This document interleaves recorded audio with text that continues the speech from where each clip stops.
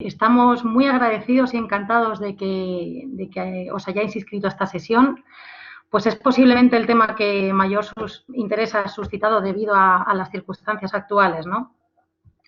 Antes de comenzar el webinar y de comenzar las presentaciones, os voy a explicar un poquito el funcionamiento de este webinar. Debido a que es un webinar especial porque tenemos a 4 ponentes en la sesión de hoy, para la buena organización del mismo y para un correcto funcionamiento vamos a habilitar a través del chat un cuestionario para que podáis formular todas las preguntas que queráis a lo largo del mismo o al finalizar, y desde el equipo de la Fundación recopilaremos todas esas preguntas para transmitírsela después a los ponentes. Bueno, pues luego mañana recibiréis un mail con esta sesión grabada, por lo que si alguno se incorpora un poquito más tarde no pasa nada porque lo tendrá grabado. También recibiréis una encuesta y también no olvidemos comentar que tenéis a vuestra disposición todas las actividades que estamos llevando a cabo en la Fundación Eurocaja Rural, como pueden ser estas sesiones de webinar y la carrera virtual solidaria, a través de www.eurocajarural.fun, ¿vale? Bueno, pues a continuación os presento a los ponentes, a nuestros expertos. En primer lugar tenemos al doctor Joaquín Álvarez Gregori. Encantada, doctor, y muchas gracias por acudir hoy a este webinar. Y bueno, pues comentaros que el doctor Álvarez Gregori es especialista en medicina familiar y comunitaria, es doctor en medicina interna por la Universidad de Salamanca, es coordinador de investigación del área integrada de Talavera de la Reina y médico facultativo de urgencias del Hospital General Nuestra Señora del Prado. Además, es investigador principal y colaborador de varios proyectos de investigación. Es autor de más de una docena de capítulos en libros de gran prestigio y de una treintena de artículos en revistas de considerable impacto. Ha recibido 8 premios de investigación a los mejores trabajos publicados en revistas y reuniones científicas entre los años 2009 y 2017. También tenemos el placer de contar con la doctora Elena Ortiz Muñoz. Ella es licenciada en Medicina y Cirugía por la Facultad de Medicina de Sevilla. La doctora Ortiz es actualmente la jefa de la Unidad de Urgencias del Hospital General Nuestra Señora del Prado, en Talavera de la Reina. Es médico especialista en Medicina Familiar y Comunitaria y obtuvo una calificación excelente por la Comisión de Docencia del Área Sanitaria, obteniendo reconocimiento por parte de la presidenta. También tiene una amplia experiencia investigadora y experiencia docente. Y, entre otros méritos, es coautora de varios libros y miembro de varias sociedades y comisiones sanitarias. Tenemos también el placer de contar con la doctora Blanca Castro Mengíbar. Ella es licenciada en Medicina y Cirugía Menor por la Universidad de Extremadura. Actualmente la doctora Blanca Castro es facultativo especialista del área de urgencias en el Hospital Nuestra Señora del Prado de Talavera de la Reina y es coordinadora del protocolo de atención en urgencias a personas con trastorno del espectro autista y coordinadora del protocolo para la atención de pacientes con enfermedades neuromusculares y enfermedades raras, la cual fue premiada en mayo de 2019 por la Junta de Comunidades de Castilla-La Mancha. Y por último, por supuesto, no podía faltar el doctor Enrique Galán Dorado, es licenciado en Medicina y Cirugía por la Universidad de Extremadura. Tiene un máster en nutrición y metabolismo por la Universidad de Córdoba. También tiene un máster en urgencias, emergencias y catástrofes por el CEU San Pablo. Y actualmente es médico de urgencias hospitalarias en el Hospital Rey Juan Carlos de Madrid y actualmente en el Hospital de Nuestra Señora del Prado de Talavera de la Reina. El doctor Galán tiene participación en cargos organizativos y de docencia y además la publicación de artículos en diferentes revistas internacionales. Bueno, comentaros que el protocolo utilizado por el Hospital General Nuestra Señora del Prado, al cual pertenecen todos nuestros conferenciantes de Talavera de la Reina, en relación a la actuación frente a la pandemia del coronavirus, ha sido puesta en valor por la Sociedad Española de Medicina de Urgencias y Emergencias, el SEMES, el cual ha sido un referente a nivel nacional. Y por último, destacar que todos estos médicos, todos estos profesionales pertenecen a ATAMUR, que es la Asociación Talaverana de Médicos de Urgencias. Es una entidad sin ánimo de lucro que se encarga de la labor de docencia e investigación de medicina en general. Bueno, pues como podéis comprobar, estamos en las mejores manos. Así que nada, doctor Álvarez, cuando queráis, pues podemos dar comienzo. Buenas tardes, creo que ya estamos en línea, no sé si efectivamente se nos oye y se nos ve correctamente. Hola, buenas tardes. Todo en orden, Joaquín, doctor. Buenas tardes. Bueno, pues efectivamente, como muchas gracias Paloma por la introducción, en efecto, pues nosotros somos médicos facultativos de urgencias y pertenecemos efectivamente a la asociación ATAMUR, que es la Asociación Talaverana de Médicos de Urgencias. Nosotros, la intención que teníamos hoy efectivamente era hablar un poco, compartir un poco las experiencias, dar un poco de datos generales y también hablar un poco de prevención y de cómo son la epidemiología, los diagnósticos y algunas recomendaciones sobre la enfermedad del coronavirus. Y el mensaje que queríamos transmitir es que deberemos aprender efectivamente a convivir con el COVID-19, pero eso no quiere decir que tengamos que vivir con miedo, sino como el propio nombre indica, pues deberemos vivir con ciertas precauciones. Nos presentamos, aunque ya lo has hecho extensamente en tu presentación. Me van a acompañar la doctora Castro, el doctor Galán y la doctora Ortiz, son compañeros míos en el servicio de urgencias. Y vamos a dividir la charla en 4 partes fundamentalmente. En la primera parte vamos a ver algunas generalidades sobre virus y efectivamente conocer un poco más de qué es este virus del coronavirus, el SARS-CoV-2. En la segunda parte la doctora Castro nos hablará un poco de la epidemiología y cuáles son esas pruebas diagnósticas, qué significa que a uno le hagan una PCR o que le hagan una serología para saber si tiene anticuerpos y un poco cómo entender los resultados de esas pruebas. En un tercer bloque, el doctor Galán nos hablará de esas medidas preventivas para evitar la transmisión y el contagio del coronavirus y también nos hablará un poco de las fases de desescalada y qué precauciones hay que tomar un poco también en diferentes ámbitos laborales. Y, por último, la doctora Ortiz pues, nos hablará de ciertas recomendaciones en algunos ámbitos específicos, como pueden ser pues, en algunos ámbitos que a todos nos preocupan, como son en el colegio, en la escuela, en la propia entidad bancaria o en cualquier otro lado, en las ciertas precauciones de centros comerciales, tiendas y otro tipo de establecimientos públicos que todos frecuentamos.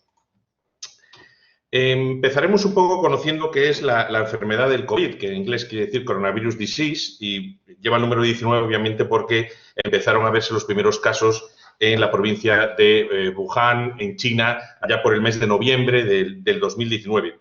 Pongo esta frase del compañero de la UCI de Birmingham, el doctor Daniels, que dice textualmente que es un tipo de enfermedad muy distinta a la que hemos visto hasta ahora y difiere de paciente a paciente como ninguna otra. Y efectivamente lo hemos visto en día a día. Veíamos pacientes con clínica muy dispar, gente que parecía que a priori no venía con dificultad respiratoria y sin embargo después tenía unos parámetros de oxigenación y parámetros clínicos y radiológicos con mucha alteración, mucho más que lo que clínicamente podría parecer, igual que también veíamos dos pacientes que parecían presentar desde primeros momentos cuadros muy graves y que luego no evolucionaban de manera tan drástica, es decir, había muchísima variabilidad individual, ¿no? Y eso, la verdad es que es una cosa que nos estuvo pues, llamando la atención durante mucho tiempo y nos tenía un poco desorientados. Como todo, es una enfermedad nueva en la que vamos aprendiendo un poco según ha ido surgiendo la problemática y la casuística y todos hemos ido aprendiendo. Por definición, podemos decir que el COVID-19 es una enfermedad infecciosa causada por un virus. Esto a veces parece redundante y parece una obviedad, pero bueno, hay gente que confunde bacterias, virus y otro tipo de microorganismos. En este caso es un virus de una familia de los coronavirus que es conocida ya, como veremos más adelante. Se conocen otros tipos de coronavirus, pero a esta la hemos bautizado como SARS-CoV-2 porque ya hubo, como veremos, una epidemia de una enfermedad parecida hace casi una década en el que se bautizó como SARS-CoV-1 o primer SARS-CoV. Y que efectivamente, como hemos dicho, pues parece que los primeros casos detectados fueron en China por allá por finales del año pasado. Una gran pregunta que nos hacemos siempre y que sigue siendo tema de debate en la comunidad científica. ¿Qué es un virus? ¿Los virus son seres vivos? Bueno, pues a pesar de llevar muchos años conociendo los virus, todavía no nos ponemos de acuerdo. Hay compañeros expertos en microbiología que dicen que sí, se les pueden considerar como seres vivos y, sin embargo, hay otros que no lo tienen tan claro hasta tal punto que se les ha bautizado así como los no muertos, ¿no? o los seres zombies. ¿Por qué? ¿Por qué decimos eso? Pues porque realmente un virus, si no está en contacto con su huésped, si no está infectando una célula, pues realmente es necesaria para usar los mecanismos que tiene de replicación celular la célula para que él se pueda replicar y, por lo tanto, hacer copias de sí mismo y poder infectar a otras células. Y, por tanto, necesita una célula, es un parásito obligado. Sin embargo, fuera del cuerpo no puede infectar. Es decir, si después de estar varias horas en algún medio ambiente, sobre todo si este es hostil, pues se inactiva y no puede ser infectivo. Por lo cual, efectivamente, lo llamamos un poco los zombies, ¿no? Son parásitos zombies, ¿no? Por así decirlo. Pero todos coinciden en ciertas cosas, es decir, todos tienen unas partes fundamentales. Todos los virus tienen una envoltura vírica, luego tienen una cápside con capsones y con otro tipo de componentes, y luego siempre tienen material genético. Este material genético puede ser tanto ADN como ARN. En caso de ese ARN, como es este caso, suele ser un ARN monocatenario, ¿vale? Y luego pueden tener, desde el punto de vista tridimensional, diferentes formas. Pueden ser filamentosos, como vemos aquí en el caso, por ejemplo, del ébola, que es un virus de aspecto filamentoso, pero pueden tener otras formas, como por ejemplo el virus de chikungunya, que tiene una forma icosaédrica. Y como hemos dicho, todos los virus son estrictamente parásitos que necesitan la maquinaria celular para realizar su ciclo vital. Todos necesitan entrar en contacto con la membrana celular, se produce su inclusión dentro de la célula, en ese punto empieza a usar la maquinaria de la célula para replicar su material genético, luego digamos que se vuelven a envolver, se vuelven a encapsular y por un fenómeno de exocitosis vuelven a salir el exterior de la célula, generalmente, evidentemente, esa célula termina muriendo y esas múltiples copias de ese virus pues va a infectar a otras células adyacentes. ¿Y qué son los coronavirus? Bueno, pues los coronavirus, como pueden ustedes ver en pantalla, se conocen hace muchos años. Hay datos de diferentes familias o subfamilias de coronavirus, en este caso subfamilias Orthocoronavirinae, que se sabe que existen por lo menos desde 3.000 años antes de Cristo. Y ponemos en rojo en pantalla los beta-coronavirus porque son de todos que el SARS-CoV-2 se encuadra. Pero, por supuesto, hasta la fecha no son los únicos coronavirus que hay. Se conocen por lo menos 39 especies distintas. Como pueden ver ustedes en el cuadro de la izquierda, existen los 4 primeros, el NL63, 229B, OC43 y HK11. Son coronavirus que son responsables de cuadros bastante leves, asociados a resfriados comunes, bronquiolitis o incluso cuadros digestivos. Y luego, sin embargo, los últimos 3 de la tabla de la izquierda son coronavirus que están relacionados con cuadros con afectación más importante de vía respiratoria o incluso multisistémica, desde el punto de vista del sistemático general. Como podéis ver, muchos de ellos tienen reservorio principal en los murciélagos, son virus que habitualmente habitan o están, el reservorio principal es el murciélago, pero luego usan diferentes tipos de intermediarios para pasar la cadena hasta llegar al ser humano. En algunos casos han sido las llamas, en otros casos ganado bovino, gatos ciguetas, camellos, y en este último caso, pues sabéis que hay múltiples teorías. Hay algunos que dicen que fue pues en un mercado de comida, no se sabe muy bien si a través de cerdos o pangolines, o la verdad que no está clara, pero lo cierto es que aquí está el virus. Pero como pueden ver ustedes en esa línea cronológica a pie de pantalla, pues hay constancia de infecciones por coronavirus que causaron epidemias importantes ya en años hace muchos siglos, incluso en el siglo XIII, en el siglo XVI, y bueno, quizás las dos más recientes y que a todos nos pueden sonar son esas 2 epidemias que hubo primero sobre el año 2002-2003 en la zona del sudeste asiático. Fue la infección por el SARS-CoV-1, es decir, la primera versión del coronavirus, que produjo una infección respiratoria importante y tenía una letalidad muy alta, bastante más alta que la de ahora, incluso llegando en personas mayores de 60 años a una letalidad de casi el 45%. Un poco más reciente, aproximadamente sobre el año 2012, hubo otra epidemia, también sobre todo en Oriente Medio, en Arabia Saudí, aunque realmente se extendió por otros 27 países, incluso algunos europeos, en el que había un virus parecido al que estamos viviendo ahora, también con una importante afectación respiratoria sistémica, que fue la epidemia del MERS, que se bautizó como MERS coronavirus, y tenía una letalidad también muy alta en la población general de aproximadamente el 35%. Lo que pasa es que en aquel momento, bueno, pues no tuvo tanta contagiosidad y no hubo muchos más de aproximadamente 1.000 fallecidos, ¿no? Y el que nos ocupa ahora, pues es el SARS-CoV-2, como hemos dicho, que es en el que nos estamos inmersos. Y, bueno, pues en pantalla tienen ustedes, les presentamos en detalle al SARS-CoV-2, al virus responsable de la enfermedad COVID-19. En la zona izquierda está una foto de microscopía electrónica. En la foto central, digamos que está maquillada, está coloreada artificialmente para que sea un poco más llamativa.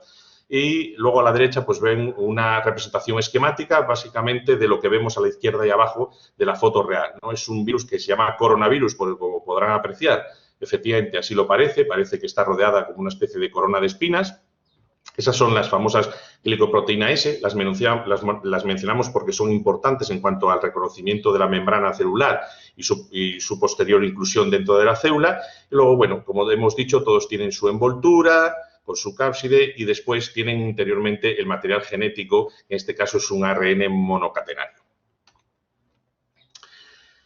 ¿Y cómo infecta realmente el virus? ¿Cómo hace ese ciclo vital cuando consigue llegar a nuestro organismo? Cuando ya hemos adquirido una carga viral y llegan a esos receptores, que son los receptores AC2, los receptores de angiotensina, y que además hay receptores de angiotensina por todo el cuerpo, no solo en las células del aparato respiratorio, sino también en otro tipo de células de la zona del riñón y de otro tipo de zonas, ¿no? Lo que hace realmente, como pueden ver en la animación, es ahí tenemos, bueno, pues en esas flóculos, en esas gotas flotantes, ¿no? que podemos expulsar cuando tosemos o cuando estornudamos, efectivamente entran por nuestras vías respiratorias y llegan a la zona de la membrana celular.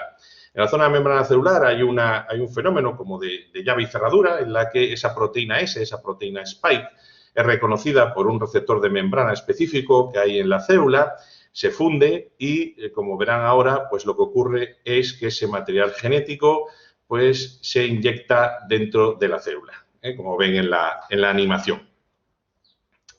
Una vez que este material genético está dentro de la célula, lo que hace es que la célula reconoce este material genético como si fuera su propio material genético y pone toda la maquinaria celular al servicio de la replicación de este material genético y se van haciendo múltiples copias de este ARN del virus.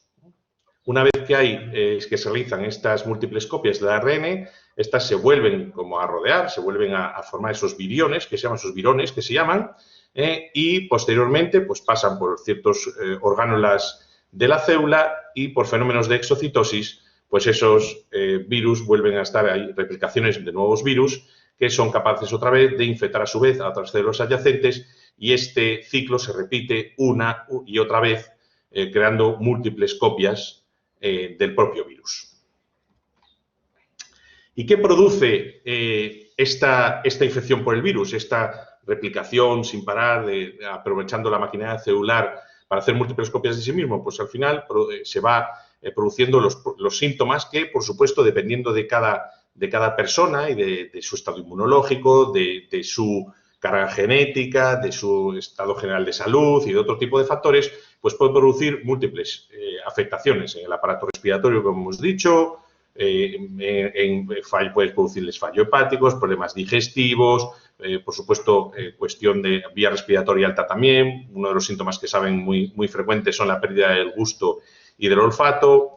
Por supuesto, puede inflamar también las células cardíacas y producir pues, taquicardia como signo, pero puede ser derivado de una pericarditis o una miopericarditis. En general, lo que se produce es una inflamación general de los vasos sanguíneos, hasta tal punto que la mayoría de los expertos ya consideran que la enfermedad por COVID, más que una enfermedad estrictamente de afectación respiratoria, es una enfermedad que produce un síndrome inflamatorio sistémico que afecta a múltiples órganos. Y, por tanto, es un problema difícil de atajar porque no solo hay que atacar, digamos, la enfermedad respiratoria, sino otro tipo de afectaciones, como pueden ver ustedes en el diagrama, que pueden ser múltiples y variadas y además de diferentes grados desde leve hasta muy grave, ¿no? Y esta es la nueva enfermedad causada por este virus que nos hemos visto abocados a luchar en los últimos meses. Esta era la parte inicial que íbamos a explicar de qué es el coronavirus y qué significa esta infección por coronavirus, cómo hace este virus para replicarse celularmente y cómo esto se traduce en la enfermedad. A continuación, mi compañera, la doctora Castro, nos hablará de la distinta epidemiología y el diagnóstico de la enfermedad. Por favor, doctora Castro.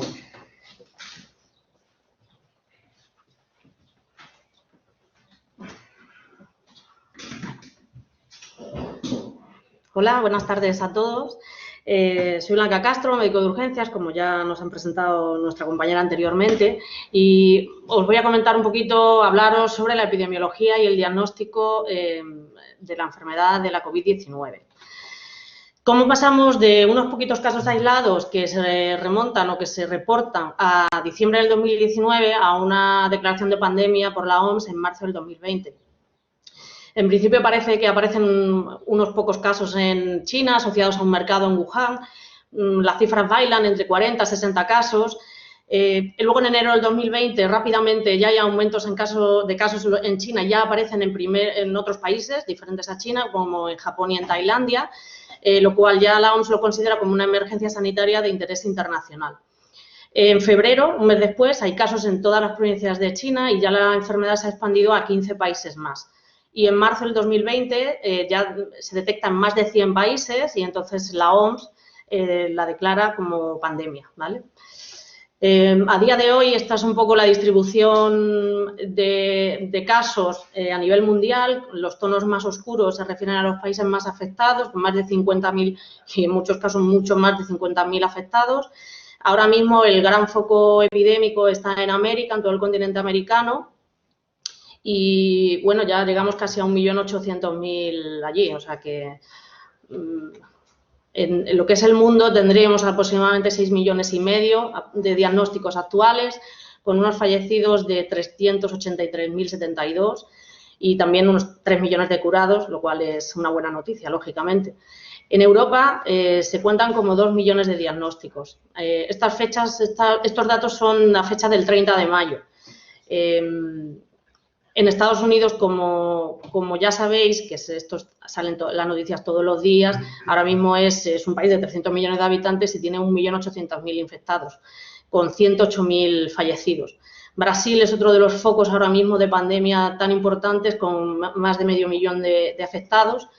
Y Rusia, en Europa, parece ser que es uno también de los más afectados. Hay cifras de las cuales, bueno, son las cifras que tenemos. Tampoco se sabe si son muy reales o no, pero bueno, Rusia maneja unas cifras de 430.000 afectados con 5.000 fallecidos.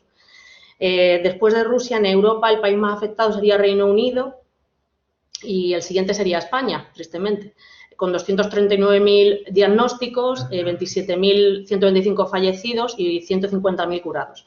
Alguien se preguntará por qué hace unos días esta cifra de 27.125 fallecidos era de 33.000 casi. Y, bueno, parece ser que hace poco tiempo, hace una semana o 10 días, el Gobierno cambió la forma de contabilizar los fallecidos. Ahora los fallecidos tienen que haber tenido realizada una prueba muy concreta, una extracción de PCR antes de su fallecimiento que diga que tenían la enfermedad. Si no, aunque fueran casos sospechosos, no se contabilizarían como fallecidos por COVID-19. La situación actual en Europa es un poco un zoom del mapa anterior que os puse del mundo, pero más centrado en Europa, donde están los países más afectados, como veis, Reino Unido, España, Italia y Francia, también Alemania en cuanto a número de casos, no así quizá el número de fallecidos. Más concretamente en España, los focos de la epidemia han estado en Madrid, en Cataluña y, bueno, sobre todo en las ciudades con más población del norte, País Vasco, y llama la atención que también ha sido bastante dura en Castilla y León y en Castilla-La Mancha. Actualmente en España se registran en Madrid 68.740 casos con 8.600 fallecidos. En Cataluña 59.000 casos con 5.500 fallecidos. Y Castilla-La Mancha, tristemente, es la cuarta provincia más afectada, con 17.184 casos diagnosticados y 2.945 fallecidos. Si hablamos más concretamente de Castilla-La Mancha, que es nuestra región, vemos un poco aquí cuál es la distribución de casos por cada provincia. Toledo, que es nuestra provincia, registra 3.990 diagnosticados. Llama mucho la atención los casos de Ciudad Real, en los que la pandemia ha azotado durísimo, Albacete también, aunque es una de las provincias más pobladas, y, bueno, Guadalajara, la verdad, Guadalajara y Cuenca son las que menos se han visto afectadas. En esta diapositiva os quiero comentar un poco los casos nuevos que han aparecido diagnosticados por PCR, que son ahora los que se contabilizan como casos nuevos, que han aparecido en lo que es la época de desconfinamiento. Como veis, la curva, bueno, parece que estaba un poquito estable, pero cuando hemos empezado, digamos, a salir y otra vez a retomar nuestra vida normal, pues lógicamente hay un poquito de repunte de casos. A lo mejor no estamos en los niveles en los que estábamos en marzo, pero sí que es verdad que se ve un aumento de casos en los últimos días. Como otros datos de la desescalada, os comento que desde el día 2 de mayo, que empezamos, digamos, a abrir los comercios, a poder pasear, a poder circular dentro de nuestra provincia, pues el repunte de casos en algunas ciudades y comunidades ha sido un poquito alarmante, como por ejemplo el caso de Ceuta, que el porcentaje de casos se ha disparado casi al 43%.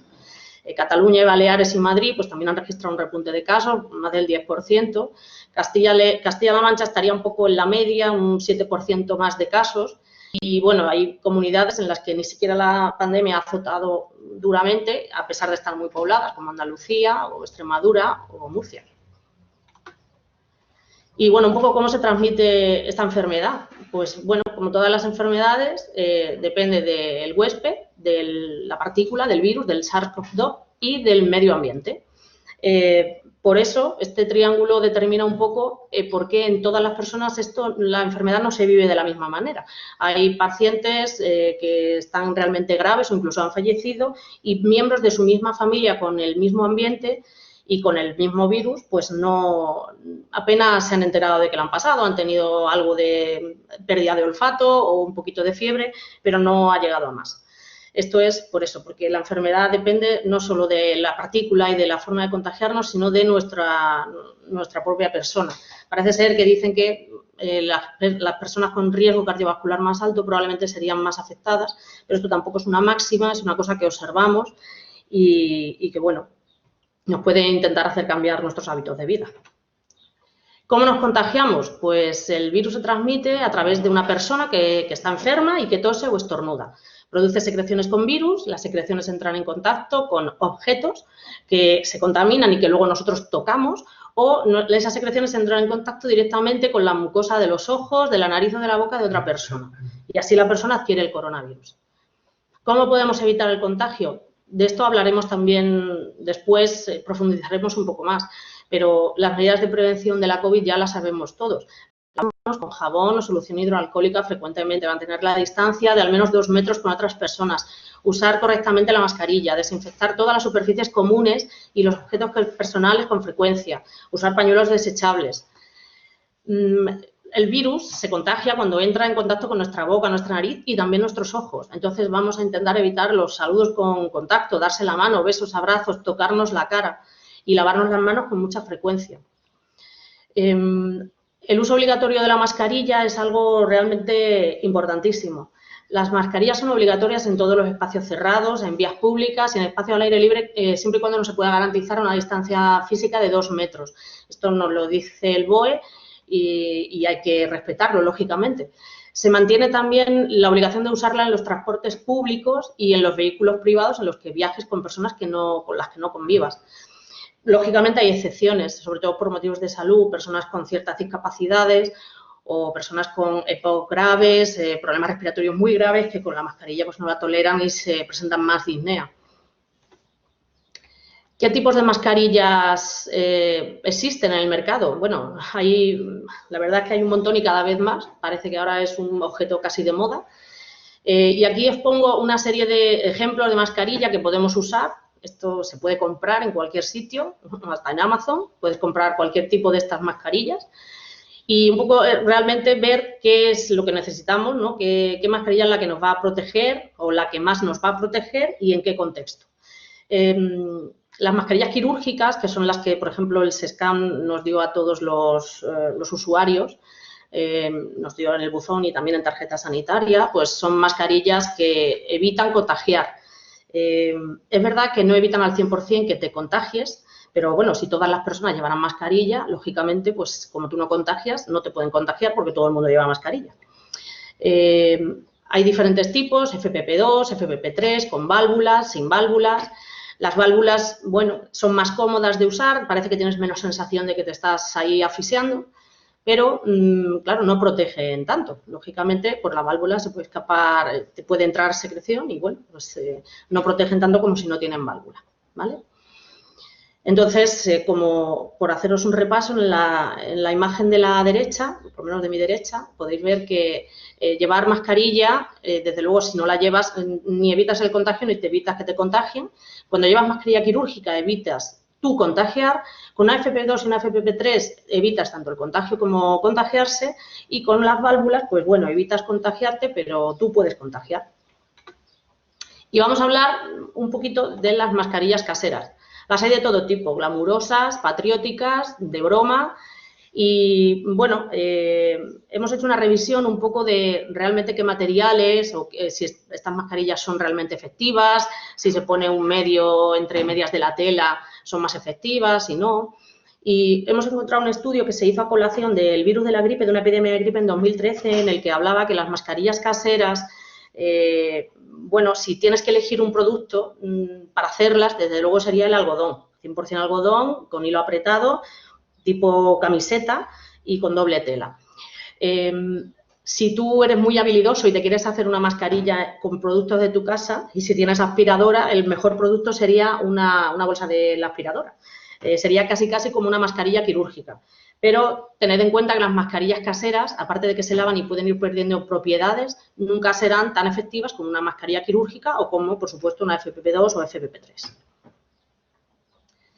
FFP3. Para realizar un uso correcto de las mascarillas, para intentar no contagiarnos, aparte de usarlas correctamente, también tienes que hacer otra serie de cosas. La mascarilla es una cosa complementaria a lavarte las manos, a intentar quitártela de forma correcta, no estar todo el rato tocándola. Hay que desechar la mascarilla cuando esta esté húmeda o cuando esté sucia, ¿vale? Porque reutilizarla constantemente es casi peor. Y, lógicamente, pues hay que intentar quitársela por la parte de atrás, sin tocar la parte de delante y desecharla y después lavarse las manos. Para hablaros un poquito del diagnóstico, quería volver a comentaros un poco cuáles son los síntomas de la COVID-19. Todos estos síntomas pueden ser posibles, pero ni mucho menos son los más frecuentes. Los más frecuentes son la fiebre, la tos seca y la disnea o cansancio o sensación de fatiga, con diferencia, ¿vale? Sí que es verdad que hemos visto otro tipo de síntomas en personas que luego han tenido positivo las pruebas diagnósticas para la COVID, pero sí que es verdad que en casi todos los, en todos los cuadros graves existían fiebre, disnea y tos y, bueno, en algunos casos pues sí que había pues anosmia, que es la pérdida del olfato y gusto, dolores, artralgias, pero, bueno, la fiebre, tos y disnea eran, digamos, los síntomas principales. Para el diagnóstico, pues tenemos dos pruebas. Una es la detección del genoma del virus, la conocida como PCR, que detecta la presencia del material genético o de las proteínas del virus en la mucosa nasofaringea y que es un test de infección activa. La PCR nos dice si ahora mismo tienes la enfermedad y además eres, digamos, contagioso. Tú tienes la capacidad de contagio. Tiene una buena sensibilidad y especificidad, pero lo importante, es súper importante la técnica. El virus puede estar acantonado en alguna zona de la mucosa en la cual justo donde te han pasado la torunda pues no ha llegado y te puede salir un falso negativo cuando realmente sí que tienes la PCR positiva. Lo suele hacer gente con experiencia haciendo PCRs y, bueno, no suele haber tanto problema, pero sí que es importante la técnica. La otra prueba que tenemos, diagnóstica, la detección de anticuerpos, los conocidos como IgM e IgG. Ahora todo el mundo hablamos de IgM e IgG, aunque no sabemos muy bien qué es, muchos, pero bueno. La IgM, digamos, es el anticuerpo en el que si nos sale esa prueba positiva dice que estamos ahora pasando la infección. Y la IgG nos dice que ya la hemos pasado y además, si es un nivel positivo alto, pues nos dice que tenemos inmunidad durante un tiempo por lo menos al virus, ¿vale? Este tipo de pruebas valora la respuesta inmunitaria y hay dos formas de hacerla. Una es la técnica cualitativa, que digamos es esta que tenemos en la imagen abajo. Nos dice si tenemos el test positivo o si lo tenemos negativo. Simplemente parece una prueba de embarazo, nos dice eso. Y la otra, la técnica cuantitativa, que es la técnica ELISA, es una prueba de sangre, un análisis de sangre, tarda un poquito más de tiempo en hacerse, porque la otra es prácticamente inmediata, y nos da los valores reales en números de las cantidades tanto de IgG como de IgM, y nos da un punto de corte a partir del cual ese valor hay que considerarlo como positivo. Este es un resumen un poco de todas las pruebas que existen para el diagnóstico y el cribado de la COVID-19. Ahora mismo no se dispone de los test rápidos de antígeno ni de los test inmunológicos de antígeno, pero sí que contamos con todas las demás, como os he comentado, los test de ARN, que son las PCRs faríngeas, los anticuerpos, que es la prueba que te sacan sangre y te dicen en un tiempo, puede ser pues, 3 días, un día, lo que sea, te dicen qué nivel de anticuerpo tienes, y los test de cribado de anticuerpo, pues la prueba rápida que llamamos, que echas una gotita de sangre en una muestra y te dice si se colorea las diferentes IgG o IgM. Y luego hay que interpretar estas pruebas. A veces no es tan fácil. Es un esquema, nosotros deberíamos llevarlo en la mano todo el día o en el móvil, una foto de esto, porque a veces es realmente difícil saber si una persona está enferma, no está enferma, si va a contagiar, si está en la fase final. Y con esto, la verdad, es un esquema muy gráfico de lo que puede pasar si nos hacen todas estas pruebas. Ahora mismo, pues para incorporarse en los trabajos, se están haciendo IgMs, IgGs, bueno, son pruebas de cribado, no se nos olvide. Las pruebas diagnósticas para diagnosticar si tenemos la COVID-19 es la PCR. No vale con que nos hagan una IgM y una IgG, y según lo que tengamos, pues lo interpretaríamos, ¿vale? Y con esto termino y le dejo paso a mi compañero Enrique Galán, que nos va a hablar un poquito de la prevención y de la desescalada. Gracias.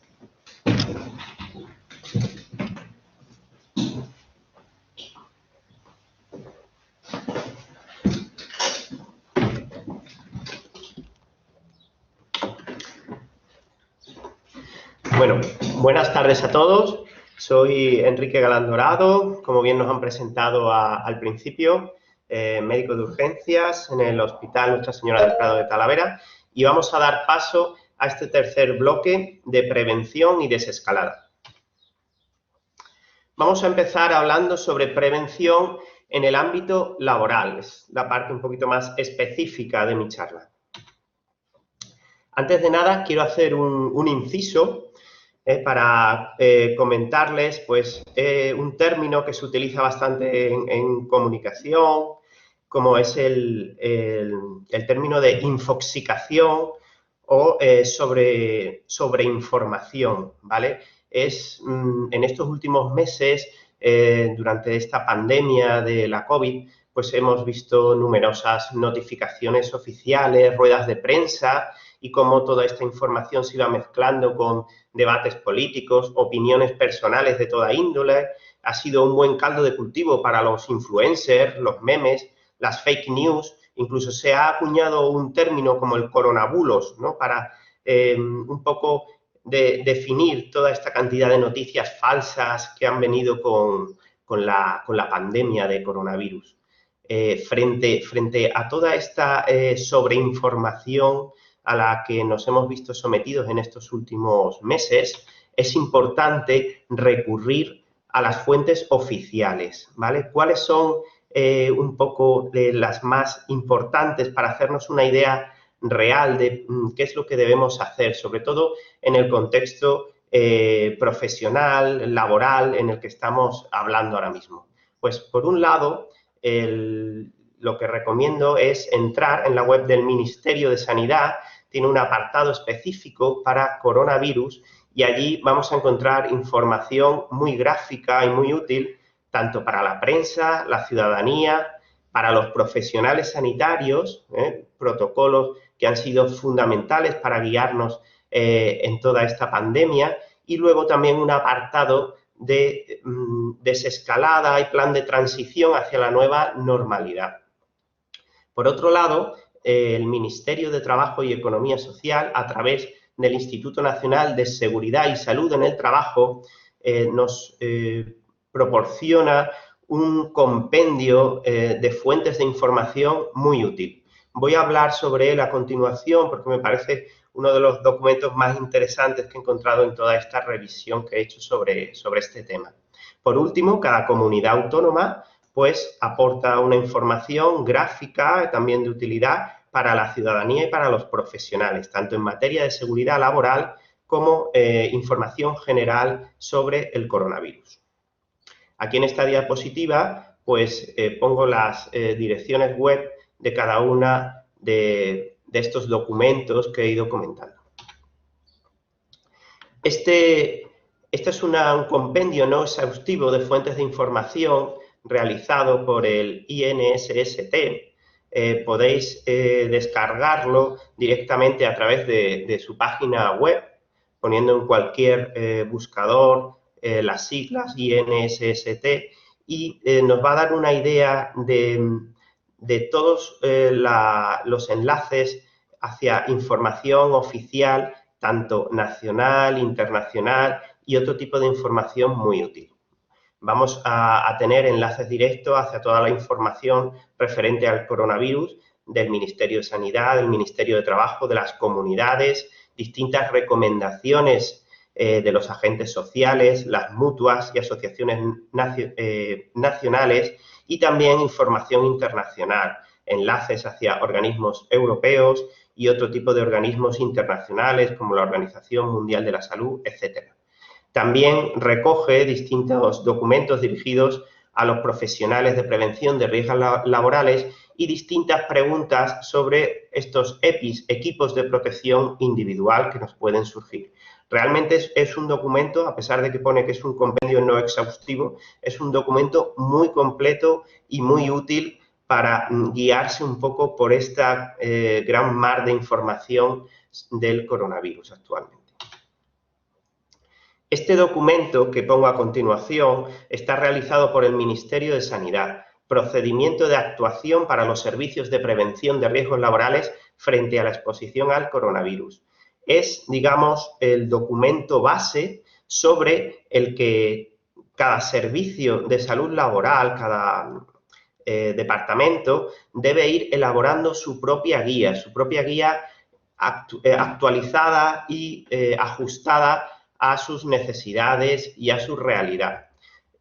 El documento lo que hace es dividir a los profesionales entre distintas categorías: exposición de riesgo, de alto riesgo, exposición de bajo riesgo y baja probabilidad de exposición.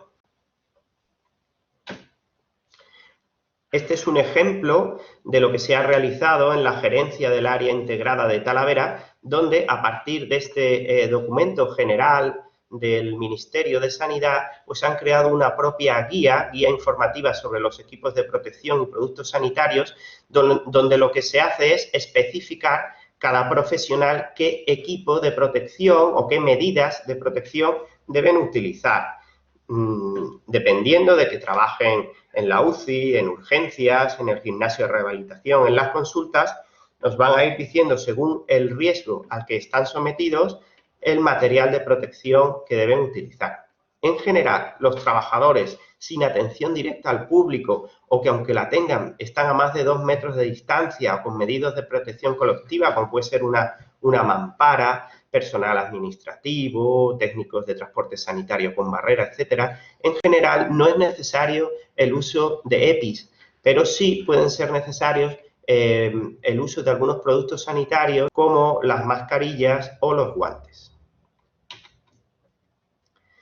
El Ministerio de Trabajo y Economía Social, a partir de este documento base del Ministerio de Sanidad que regula todo lo que es la prevención de riesgos laborales, ha ido desarrollando ya, concretando más, una serie de directrices que se deben tomar en distintas actividades, comercios, actividad marítima y pesquera, etcétera. Y dentro, ya que estamos dando la charla dirigida a personal de entidades bancarias, de Eurocaja Rural, pues he seleccionado este documento que va dirigido sobre todo a actividades de gestión y administración y que hace referencia directa al trabajo en el banco.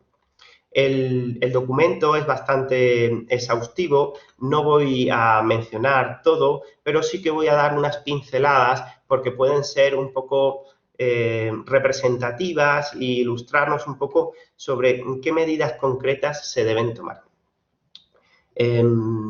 Antes de ir al trabajo, pues evidentemente si tenemos síntomas posibles de coronavirus no debemos acudir. Debemos llamar al teléfono de cada comunidad para atención al COVID o avisar a Salud Laboral o al 112. Por otro lado, personal vulnerable o de riesgo debería consultar también con Salud Laboral posibles adecuaciones de trabajo. En este tema que nos ocupa del coronavirus, el personal vulnerable es bastante extenso, ¿vale? Incluiría, pues, pacientes con enfermedades cardiovasculares, incluyendo la hipertensión, la diabetes, la obesidad, enfermedad pulmonar crónica, insuficiencia renal crónica, insuficiencia hepática severa, cánceres en tratamiento activo con quimioterapia, mujeres embarazadas, ¿vale? Quiere decir que a todo ese personal y mayores de 60 años, quiere decir que por tener a alguien mayor de 60 años, ser hipertenso, hay que reubicarle en el puesto de trabajo. No. El Ministerio lo que hace es establecer una serie de niveles de riesgo. El primer nivel de riesgo es el riesgo que habitualmente podríamos tener en cualquier contacto comunitario, es decir, cuando vamos a una farmacia o cuando vamos a un supermercado, y en ese nivel de riesgo más bajo no habría que reubicar a ninguno de estas personas, ¿vale? A medida que vamos aumentando el nivel de riesgo de contacto con posibles enfermos de coronavirus, sí que se estaría indicado valorar por el Servicio de Salud Laboral posibles adecuaciones del trabajo para este tipo de personal. Respecto al desplazamiento al trabajo, pues evidentemente priorizar medios de transporte en los que se respete la distancia de seguridad, etc. Respecto a las medidas organizativas en el centro de trabajo, muy importante, flexibilización de horarios, ¿vale? Entradas y salidas escalonadas. Y también, muy importante, facilitar el teletrabajo, ¿vale? Dan muchas indicaciones concretas a las que cualquiera puede acceder, sobre todo los que estén trabajando en salud laboral, y descargarse el documento del Instituto Nacional de Seguridad y Salud en el Trabajo. Respecto a las medidas de higiene en el trabajo, muy importante, ventilar periódicamente las instalaciones, el uso individualizado del material de trabajo, incluyendo el ordenador, bolígrafos, etcétera. Cada vez que ese material pase a otro usuario, se debería desinfectar. También hay que proporcionar toallitas y material desinfectante, etcétera. En caso de que haya sospecha de contagio, pues evidentemente ponerse en contacto con el Servicio de Prevención de Riesgos Laborales para la investigación y el estudio de los contactos. Respecto a las medidas de higiene personal, voy a destacar aquí el uso de guantes en determinadas circunstancias. Más adelante en mi presentación hablaré de que es controvertido esto de usar guantes. Sin embargo, en algunas situaciones laborales sí que está recomendado. Por ejemplo, cuando estemos antes y después de cada contacto con un usuario, nos debemos lavar las manos. Si hay un intercambio constante de material y documentos con los usuarios, en ese caso sí que estaría indicado el uso de guantes. También, cuando recibamos material externo a la oficina, deberíamos usar guantes para la apertura del material, desinfección de los desembalajes y, posteriormente, retirarnos los guantes y lavarnos las manos. También en el documento aparecen una serie de recomendaciones sobre gestión de los residuos. Vamos ahora a un tema un poquito más general, como es la prevención en el ámbito personal y familiar. Esta diapositiva ya la ha comentado la doctora Blanca Castro sobre el uso correcto de las mascarillas, ¿vale? Que siempre debe ir asociado a mantener las distancias, aislamiento en domicilio en caso de tener síntomas, higiene de manos, usar pañuelos desechables, etc. El Ministerio de Sanidad nos proporciona una guía sobre qué tipos de mascarillas hay, vídeos de cómo nos las debemos poner y quitar, ¿vale? En general, un poco para recalcar toda esta información sobre las mascarillas, aunque ya nos ha comentado varias cosas la doctora Blanca Castro. Las mascarillas higiénicas nos debemos quedar que están diseñadas para las personas sanas. Las personas que podrían ser contagiosas, mascarillas quirúrgicas. Y las personas que tratan directamente con enfermos de coronavirus, mascarillas de EPI, ¿vale? Del equipo de protección individual, FPP2, FPP3. Las mascarillas higiénicas y las mascarillas quirúrgicas están diseñadas para proteger a los demás, pero si se usan asociadas a otras medidas, higiene de manos, respetar la distancia de 1 a 2 metros, también constituyen una protección para los que los usan, aunque están diseñadas para que nosotros no contagiemos a los demás. Las mascarillas que se deben utilizar para los trabajadores que traten directamente a enfermos de coronavirus son las mascarillas EPI, la FPP2 y la FPP3. Las mascarillas higiénicas, esto también se ha estado comentando previamente, es de uso obligatorio en transporte público y en espacios tanto al aire libre como espacios cerrados, siempre que no sea posible mantener la distancia de seguridad de 2 metros. ¿Vale? Es importante comentar aquí que las mascarillas higiénicas hay algunas que tienen unas especificaciones técnicas testadas con norma UNE, y esas son mascarillas higiénicas que realmente se ha demostrado que no traspasan las gotitas que todos emitimos al hablar o al toser y sobre las que se deposita el virus. En el caso de las mascarillas caseras que no tienen especificaciones técnicas, puede ser que protejan o puede que no. En general, siempre van a ser un sistema de barrera, ¿vale? Como puede ser el no toser o estornudar en la flexura del codo, ¿vale? Pero realmente lo ideal sería utilizar, si son mascarillas higiénicas en población sana, que tengan las especificaciones técnicas UNE, y si no, pues probablemente sería mejor utilizar mascarillas quirúrgicas. Aunque las mascarillas quirúrgicas, la indicación general es para las personas que pueden contagiar el virus, ¿vale? Bien sean personas enfermos o posibles portadores asintomáticos. El Ministerio de Sanidad nos da una serie de recomendaciones generales para los trabajadores que debemos hacer cuando llegamos a nuestra casa o cómo limpiar la vivienda. Pues cuando estamos todavía fuera de casa, pues insistir una y otra vez en el lavado de manos, en utilizar mascarillas en los casos que sea necesario, limpieza del coche, evitar tocarnos los ojos, la boca o la nariz, y cuando llegamos a casa, quitarnos los zapatos, lavarnos las manos, dejar los objetos que no necesites. Un tema muy importante y que, bueno, que lo hacemos los sanitarios ya como una rutina habitual, llegar a casa, desinfectar el móvil y el reloj, ¿vale? Fundamental. Y antes de tocar a cualquier miembro de la casa, ir directamente al cuarto de baño, asearnos, cambiarnos la ropa, no sacudir esa ropa y lavarla en la lavadora a agua caliente 60 grados.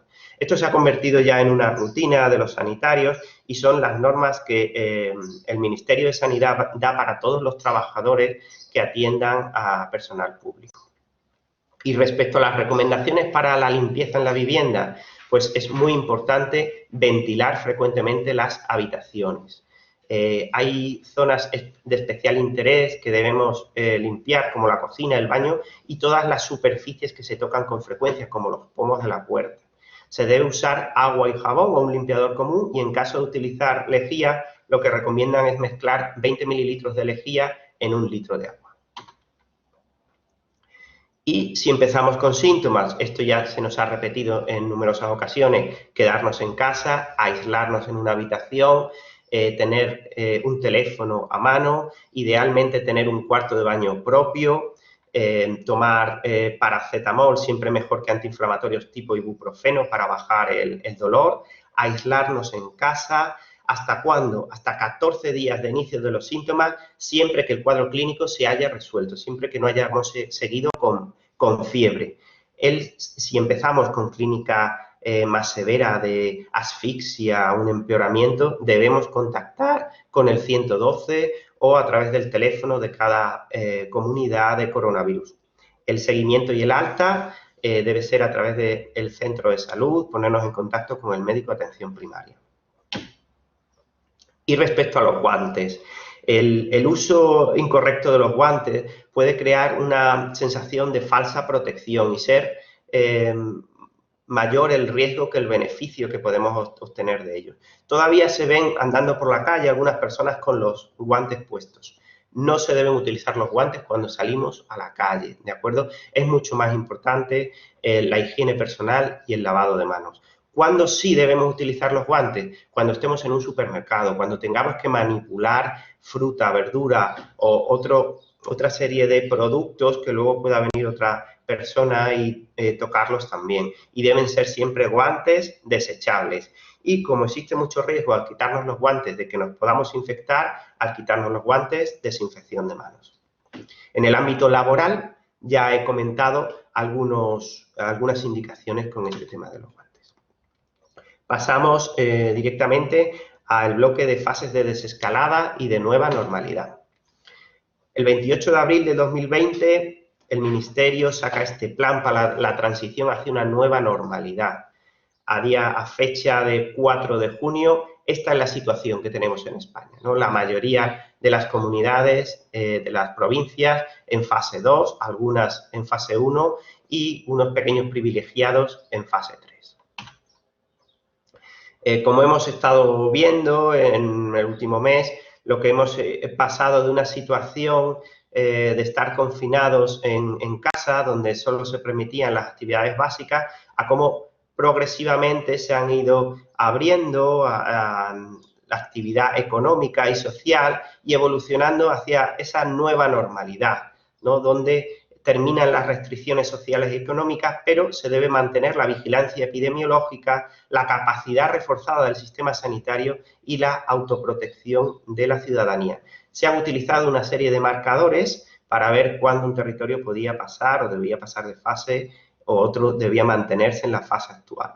Estos marcadores pues, están basados en las capacidades estratégicas del sistema sanitario, en un servicio epidemiológico que pueda localizar a los pacientes enfermos y buscar sus contactos, la implantación de medidas de protección colectiva y distintos datos de movilidad y económicos.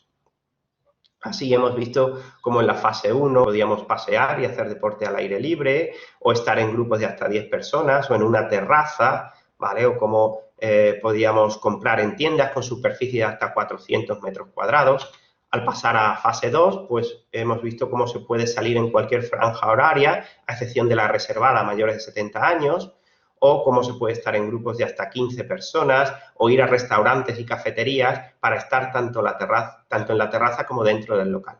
No voy a entrar en todas las indicaciones sobre las distintas fases. El Ministerio de Sanidad nos da estas 3 guías de la fase 1, la fase 2 y la fase 3, donde vienen muy bien detalladas, esto está actualizado a finales de mayo, vienen muy bien detalladas un poco qué es lo que se puede hacer, qué es lo que no se puede hacer en cada fase, ¿vale? Sería extenderme mucho, analizar todo esto en detalle y luego hay que tener en cuenta que cada comunidad y cada ayuntamiento pueden matizar estas normas. Finalmente, aunque en toda mi presentación pues he intentado ceñirme a la información oficial, me voy a permitir una licencia y en esta última diapositiva voy a dar una opinión un poco personal sobre estas fases de desescalada y nueva normalidad. Para ello voy a utilizar un símil médico sobre las dietas restrictivas y los cambios en los hábitos de vida. En nutrición y dietética entendemos por una dieta restrictiva aquella que disminuye mucho la ingesta calórica más de lo que estaría indicado por el peso del paciente y su actividad, o las que suprime algunos determinados alimentos para entendernos.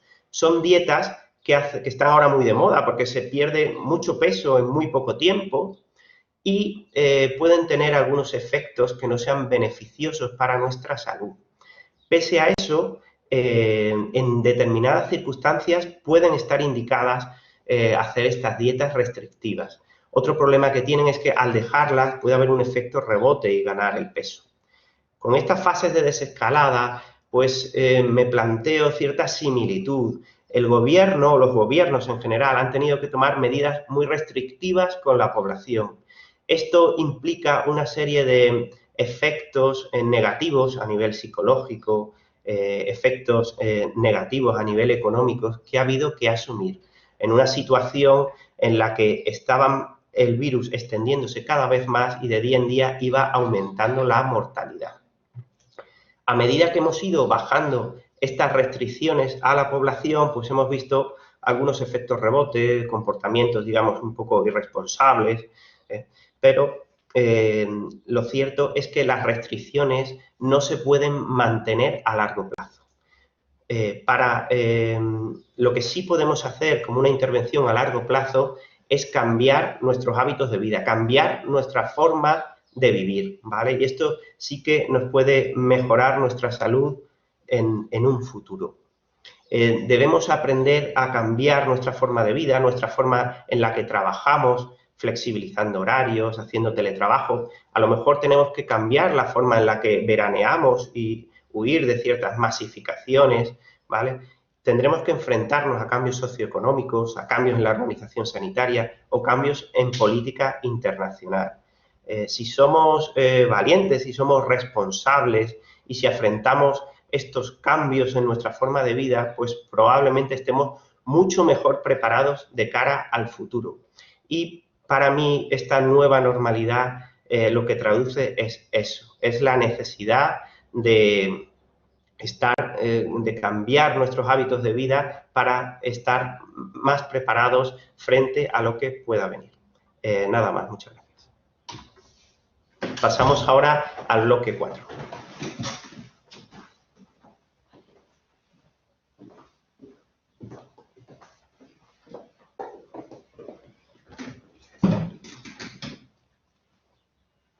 Bueno, yo soy la doctora Elena Ortiz Muñoz, como bien nos ha presentado la moderadora y coordinadora de esta webinar, y mi parte es la última, pequeña, y bueno, resume un poco todo lo que hasta ahora hemos aprendido y interiorizado sobre la COVID, para llevarlo a recomendaciones más prácticas, que quizás son las que la población en general más demanda, y que creo que podíamos elaborar no solamente nosotros como elaboradores de esta charla, sino cualquier persona que una vez que ha recibido información clara y veraz sobre lo que tenemos entre manos y con la conciencia clara de que esta situación se va a prolongar en contra de nuestra voluntad durante bastantes meses, pues yo creo que cualquiera de nosotros podríamos llegar a elaborar detalles, guías tan detalladas como quisiéramos sobre cualquier aspecto de nuestra vida.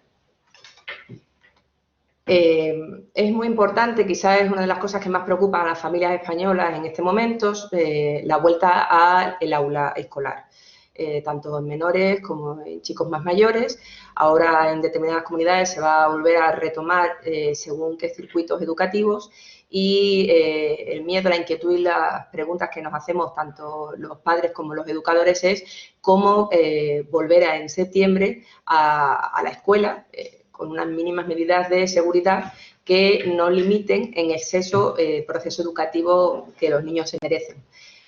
Bien, pues con todo lo que hemos aprendido esta tarde, yo creo que deberíamos de ser capaces de elaborar una serie de recomendaciones que podamos llevar a la práctica en cada uno de los centros escolares que tenemos en este país, asumiendo que cada uno de ellos tiene su coyuntura y sus dificultades espaciales o humanas, pero que podrían salvarse de alguna manera u otra con un poco de ingenio y con las ideas bien claras. Es obvio que en todos los centros escolares, por ser centros públicos donde se conglomera un número importante de personas, debe de haber soluciones hidroalcohólicas en aulas, salas comunes, entradas, salidas y, por supuesto, en los baños. Es claro, y ya hemos comentado en alguna otra ocasión previa, que hay que disminuir el aforo de estas clases para aumentar el distanciamiento y para garantizarlo. Y si hace falta, usar otras estancias del colegio para equiparlas de manera que parezcan aulas. El fraccionamiento de los recreos, evitar que todos los niños se aglutinen en el recreo del patio de un colegio a la misma hora, es una prioridad. igual que debería de fraccionarse la entrada y la salida de los distintos niveles educativos para evitar las aglomeraciones de familias en las puertas de un recinto educativo. Evidentemente hay que minimizar el acceso a padres y familias al colegio, con lo que es prioritario valorar la estrategia en la que se pueda recepcionar y entregar a los menores en la misma puerta del recinto. Debería de valorarse incluso poner líneas de separación en el suelo junto a las puertas de acceso a los colegios para que los padres y madres de manera intuitiva sepan cómo distribuirse y evitar estas aglomeraciones a la hora de la recogida de los niños. Hay que evitar, es importante, y esto es muy común que ocurra en niños menores, en los pequeñitos, en infantil, en guarderías, hay que evitar el uso de material fungible compartido, ¿vale? Es obvio que ahora mismo no estamos en disposición de compartir lápices, gomas y material escolar. Cada niño debería de tener su propio material, tenerlo identificado y poder disponer de él sin necesidad de utilizar el del compañero. En caso de que haya objetos para auxilio de estos niños que no llevan un material concreto a casa, el profesor debería de encargarse de limpiarlo y desinfectarlo antes y después del uso de ese niño. Deberíamos también de evitar el uso de fuentes para beber, eso es un foco de infección claro. Yo creo que es obvio para todos los que estamos oyendo la charla de hoy, y deberíamos de fomentar el uso de botellas identificadas e individualizadas. El uso de mascarilla, evidentemente, pues me ciño a la normativa vigente, ya la hemos explicado con anterioridad. Deberíamos de evitar las colas y las filas que tan frecuentemente se organizan en los colegios a la hora de entrar en clase, a la hora de salir de clase, a la hora de entregar los exámenes al profesor, de entregar cuadernos. Habría que establecer un mínimo de distancia que pudiera permitir esa seguridad en los menores. Y uno de los métodos que se suele usar en niños pequeños, por ejemplo, es evitar agarrarse unos a otros a la hora de hacer colas y establecer el largo del brazo como un mínimo necesario e imprescindible para que ellos aprendan solos a poder separarse.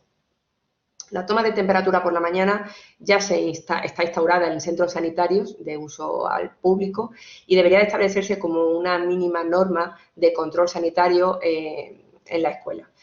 Deberíamos de favorecer el retorno de estos niños a casa, la permanencia en casa sin exigir certificados médicos y en caso de no poder devolver al niño a casa en una situación de enfermedad, establecer espacios claros y protegidos en el recinto escolar que permitan separar a estos menores de otros niños que estén asintomáticos.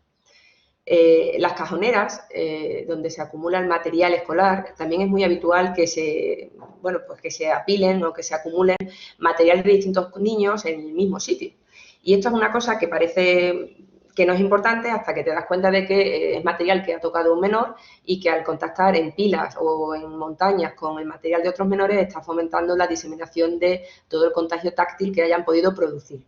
Es decir, que hay que desterrar todos esos acúmulos de material de los niños por tipo y hacerlo por niño, que cada uno tenga su sitio para colocar su material separado del resto de los niños. Evitar el retorno a casa del material escolar debería de ser también una estrategia a diseñar por cada uno de los centros educativos.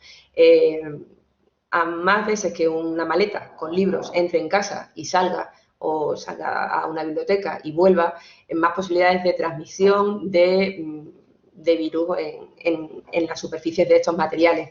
Habría que instaurar estrategias que combinaran la educación online con material en el colegio y minimizar en lo posible el uso de maletas y de material físico que vuelva y salga a los colegios.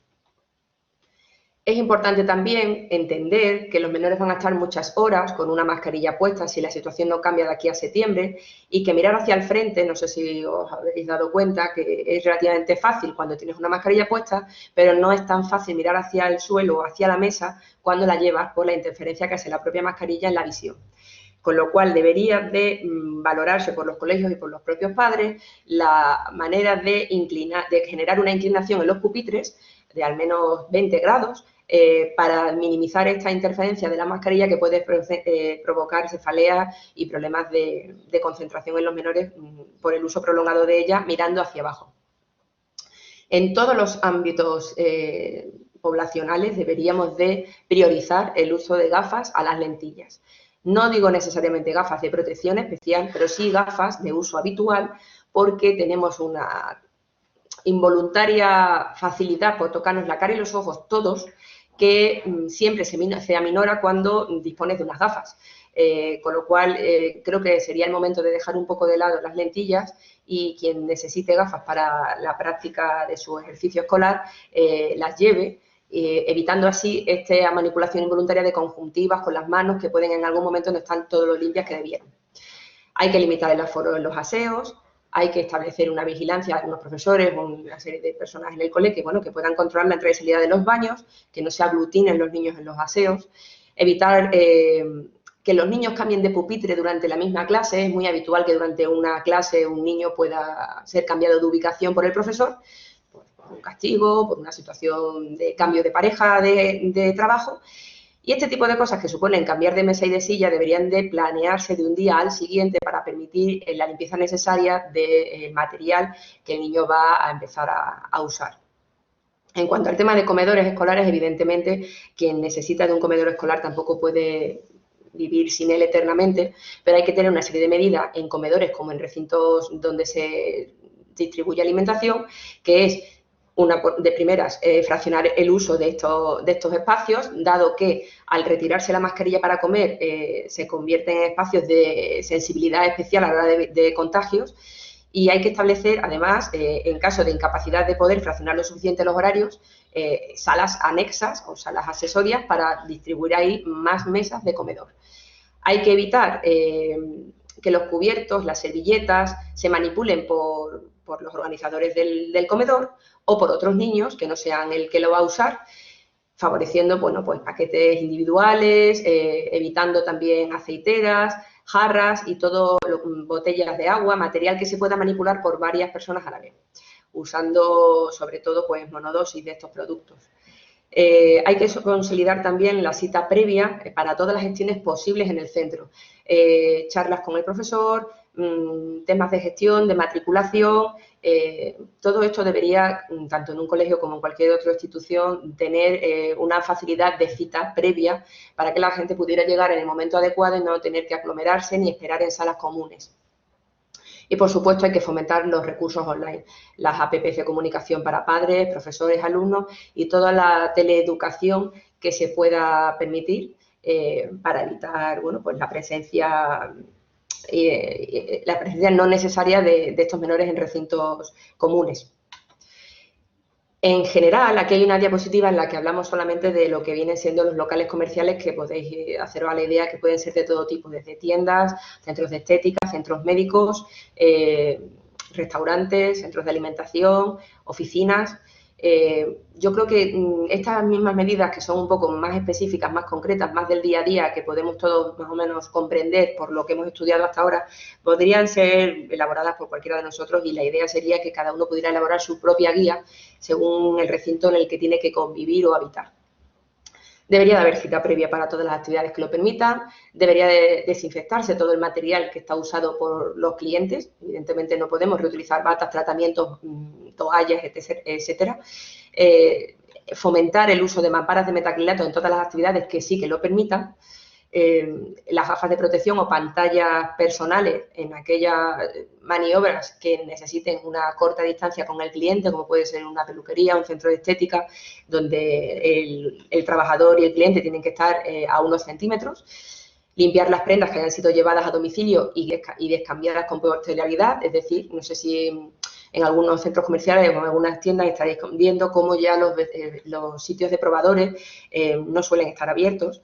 El probador es una bomba de relojería, es un sitio donde se acumula cantidad de carga viral, con difícil capacidad para limpiarse tras cada cambio de persona, y el hecho de que las personas lleven la prenda a casa sin probar, con todas las garantías de que se le pueda dar un margen más que suficiente para la devolución del importe en caso de que no estén satisfechos, aminora el probar por probar y permite, a su vez, que no se necesiten estos probadores, y garantiza además el control de las prendas que han sido utilizadas por clientes para la prueba, que deberían de ser limpiadas antes de ser colocadas de nuevo en los expositores. La venta online en los comercios, tanto de pequeña escala como de gran escala, es algo que debemos de empezar a asumir como una tendencia al alza. Hay que favorecer el teletrabajo, hay que favorecer la venta online, hay que evitar todo el material que se pueda tocar, evitar las revistas, los juguetes, los objetos de uso compartidos en las zonas de espera, si es que las hubiera. Hay que limpiar con más regularidad de la habitual los espacios, hay que limpiar frecuentemente todo el material que se comparta, y esto puede ser desde un datáfono a una puerta, a un ascensor.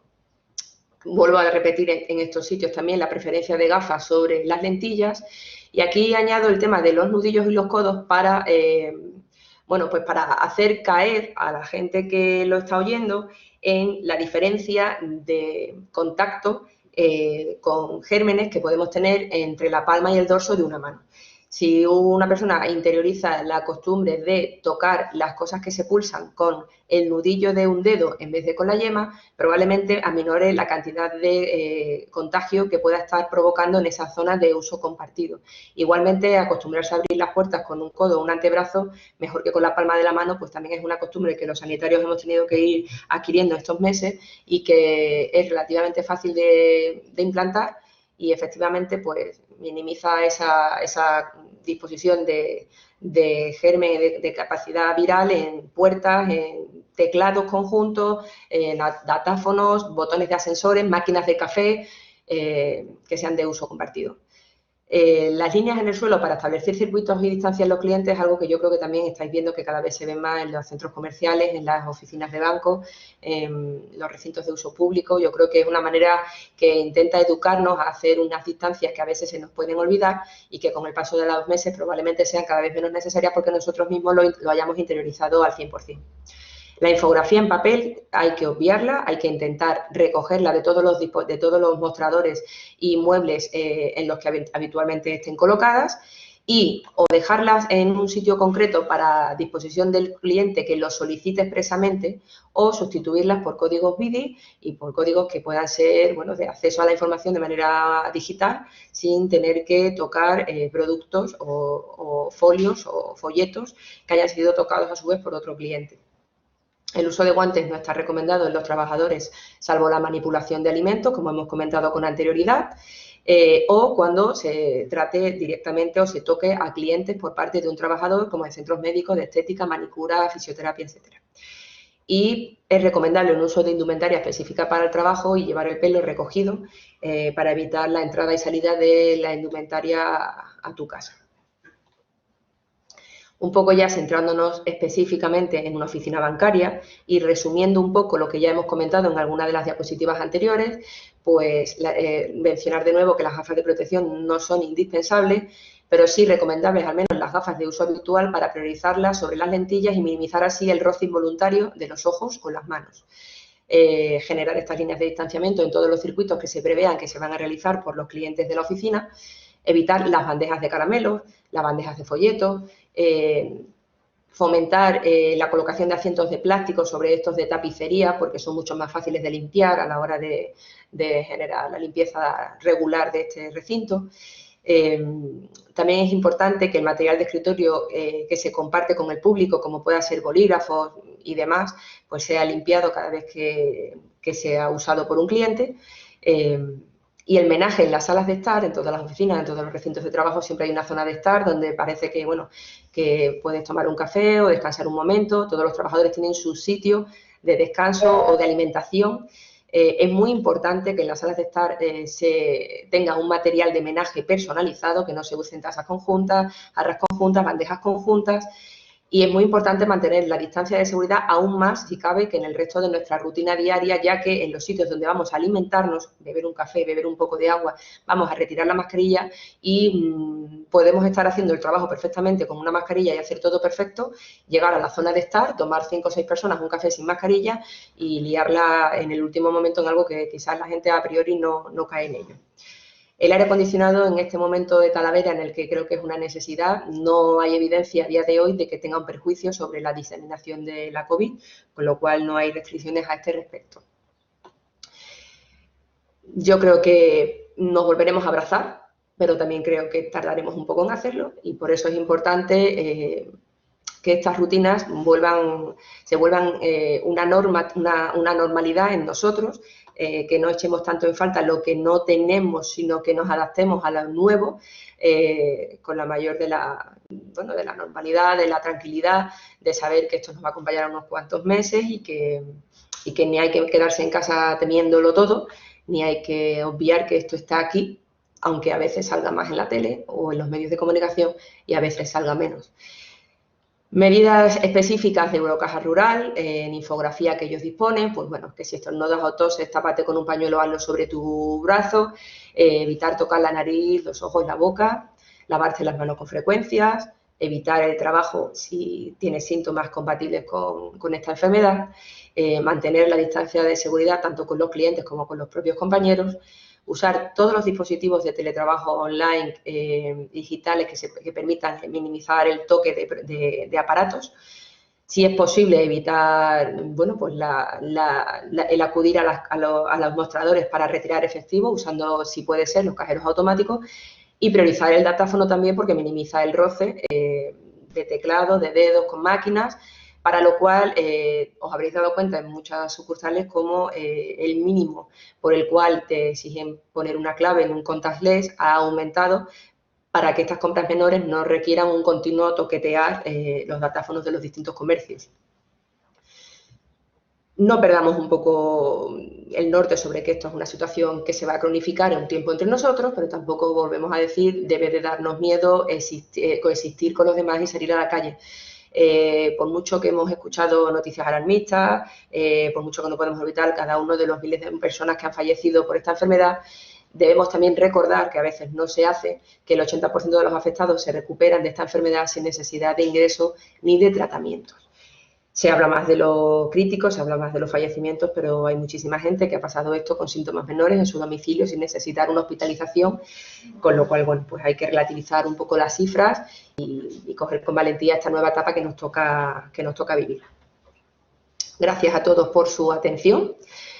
Como dice el Ministerio, este virus lo pararemos entre todos y ahora viene el paso a las preguntas que quieran formular en relación a todo esto que hemos expuesto durante la tarde. Muchas gracias a todos.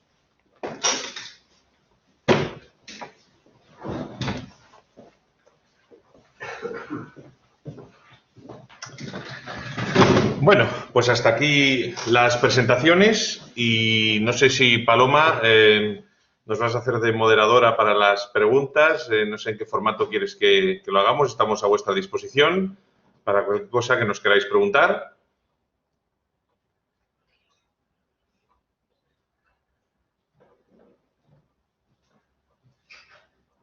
Joaquín. Sí, hola, Óscar. Hola. Es que Paloma me acaba de decir que no le va el micrófono, así que te traslado yo las preguntas. Mira, muy bien. Bueno, lo primero, felicitaros, por supuesto, porque ha sido espectacular, ha sido impresionante. Y estamos absolutamente agradecidos por esta presentación que nos ha aclarado tantas dudas y tantas como teníamos, ¿no? Que a ver, que los que no conocemos realmente, no somos personal sanitario, pues desconocemos realmente con qué riesgos estamos tratando, aunque todo nos asusta, ¿no? Y nos ha aclarado tantísimo, que de verdad que estamos absolutamente agradecidos. Mira, vamos a ver, tenemos el caso de una persona que está embarazada de 39 semanas. Entonces dice que tiene muchas dudas sobre cómo permitir y cómo proceder con las visitas. Dice que no sabe si en casa, si al aire libre. Bueno, pues que son muchas las dudas y que están muy inquietos, ¿no? Si los abuelos, por ejemplo, deben llevar mascarilla, si pueden tocar al bebé, o incluso deben llevar una protección mayor, ¿no? Con equipos tipo patucos o guantes o incluso ni acercarse, ¿no?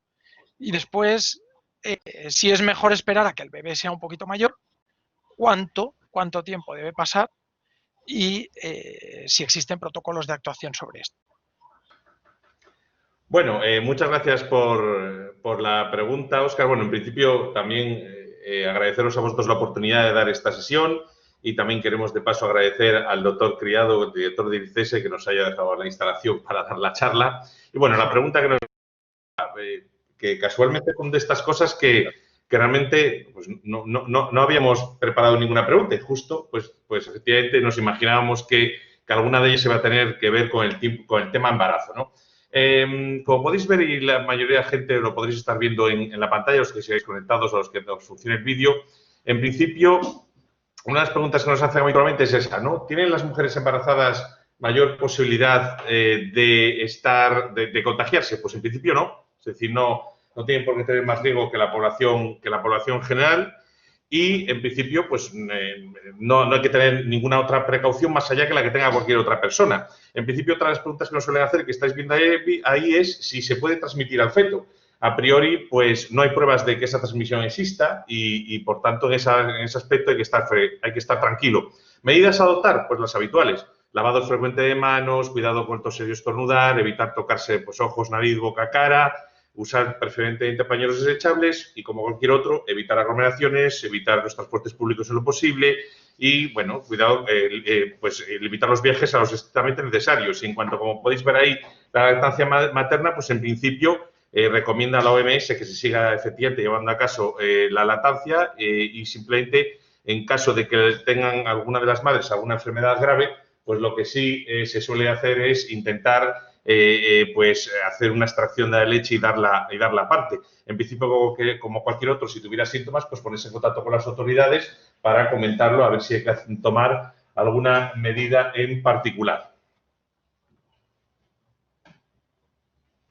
Fenomenal, fenomenal. Verás, otra pregunta, hay muchísimas, ¿eh? Vamos a intentar ser nosotros lo más rápido posible para que vosotros tengáis más tiempo para contestar. Sí. Dicen, en relación a las fake news, que existe un concepto que llaman MMS, que es algo así como solución milagrosa o solución mineral milagrosa, y que sí sirve realmente como preventivo para el coronavirus. Y después, ¿qué tipo de alimentación se aconseja para estar o encontrarse más inmune ante este tipo de amenaza? Entiendo. Es una pregunta interesante, Óscar, lo estamos debatiendo ahora mismo los compañeros.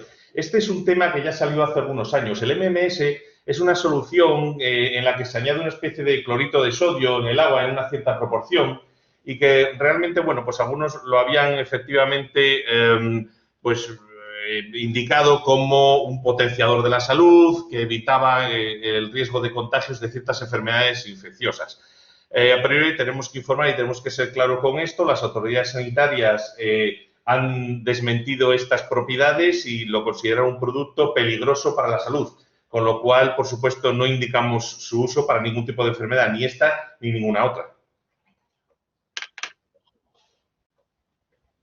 Doctor, soy Artemisa. Sí. Le lanzo yo alguna pregunta que también he recogido de los oyentes y que le estaban escuchando.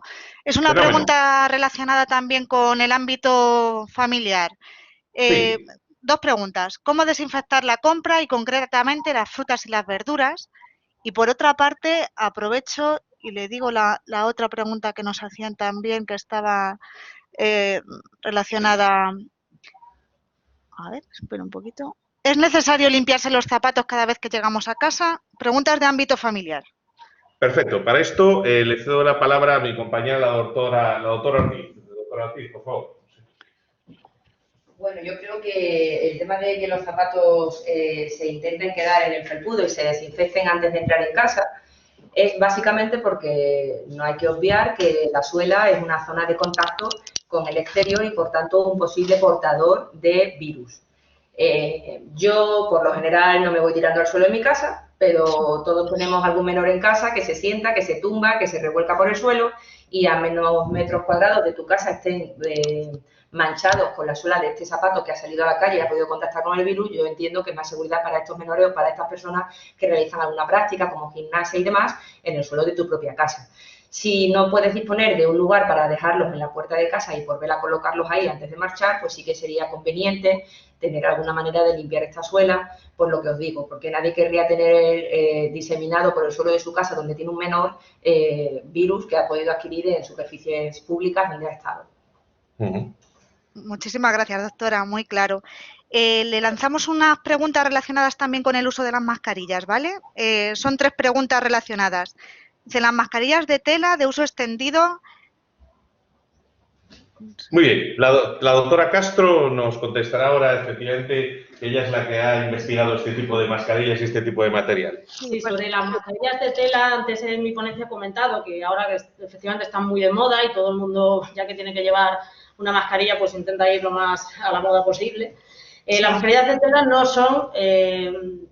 son tan efectivas ni mucho menos como una mascarilla quirúrgica, incluso como una higiénica, que como también nos ha comentado mi compañero el doctor Galán, para que sean realmente, digamos, útiles para filtrar y para protegernos, pues tienen que seguir una normativa de la Unión Europea.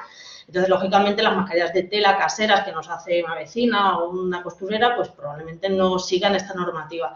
Que sí que es verdad que protegen mejor que usar nada, pues seguro, eso es seguro. Pero, lógicamente, no podemos darle o sustituirla por lo que sería el uso de una mascarilla quirúrgica o una mascarilla higiénica homologada, ¿vale? Sí que es verdad que dentro de la mascarilla...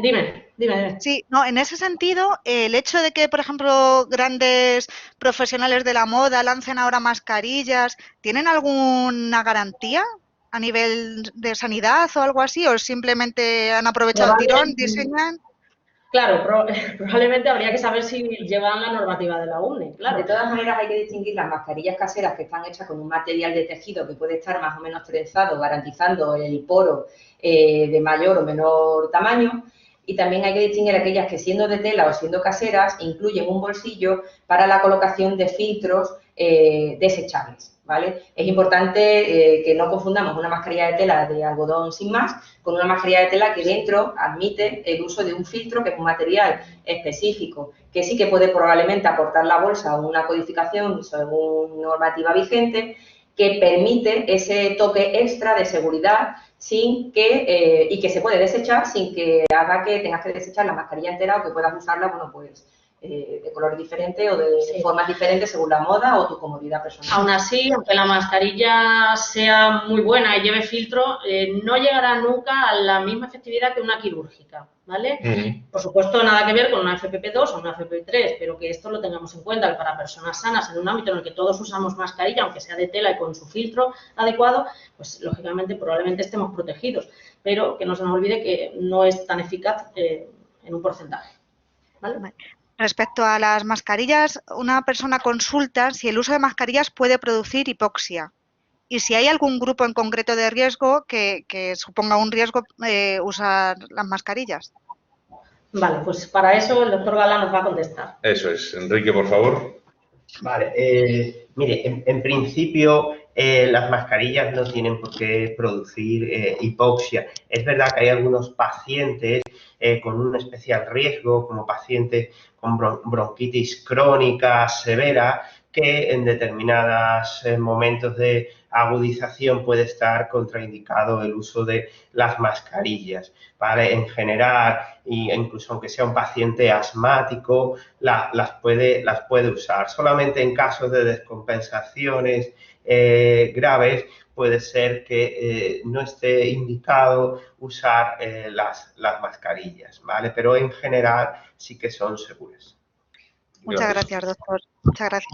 Respecto un poco al futuro y lo que nos pueda llegar a pasar en unos meses, ha hablado la doctora y ha puesto ejemplos muy claros de lo que puede ser la nueva vida para los niños en el ámbito escolar. Y hay gente también que nos consulta, que bueno, todas estas medidas, cómo se adaptarán los niños, si hay algo más aparte de los riesgos sanitarios, sino los riesgos un poco de sentimientos y cómo volver a esa realidad los niños que al final los que se incorporan al colegio por primera vez lo verán así, pero los que ya han pasado varios años, no poder jugar con los amigos, ¿qué efectos pueden tener? A lo mejor nos podrían dar algún consejo respecto a estos niños. Yo creo que los niños en la sociedad de hoy nos han demostrado sobremanera que tienen una capacidad de adaptación a los cambios muchísimo mayor de la que tenemos los adultos. Creo que este confinamiento ellos lo han llevado con sobresaliente. y les hemos permitido hacer muy poquitas cosas. De hecho, hay niños que, por ser hijos únicos y tal, han estado mucho tiempo sin contacto físico ni presencial con menores de su edad. Yo creo que la vuelta al colegio es una necesidad social y psicológica para ellos. El perderle el miedo relativo, no el respeto, pero sí el miedo que en algunos casos han llegado a tener estos críos por algo que medio comprenden, medio no, pero que saben que es malo por lo que oyen en la tele o escuchan en la radio, es una necesidad para su estabilidad emocional y para su desarrollo psíquico y físico y social. Y probablemente sean cambios que si los adultos que les rodeamos transmitimos y educamos que son unas nuevas rutinas y no nos llevamos a alarmismos ni verbalizamos delante de ellos que todo esto es una criba en nuestras libertades, probablemente ellos se adapten a las novedades con mucha más flexibilidad y mucho más rápido por esa capacidad de aprendizaje que tienen que los adultos. Con lo cual yo estoy absolutamente convencida de que todo este tipo de cosas al principio pueden costar por las rutinas adquiridas, pero que serán de manera muy exitosa llevada por ellos y que no creo les suponga un problema a nivel social o psicológico el interrelacionarse manteniendo unas distancias de seguridad que es mucho más que los que han tenido hasta ahora estos críos que han estado en casa encerrados. Muchas gracias, doctora.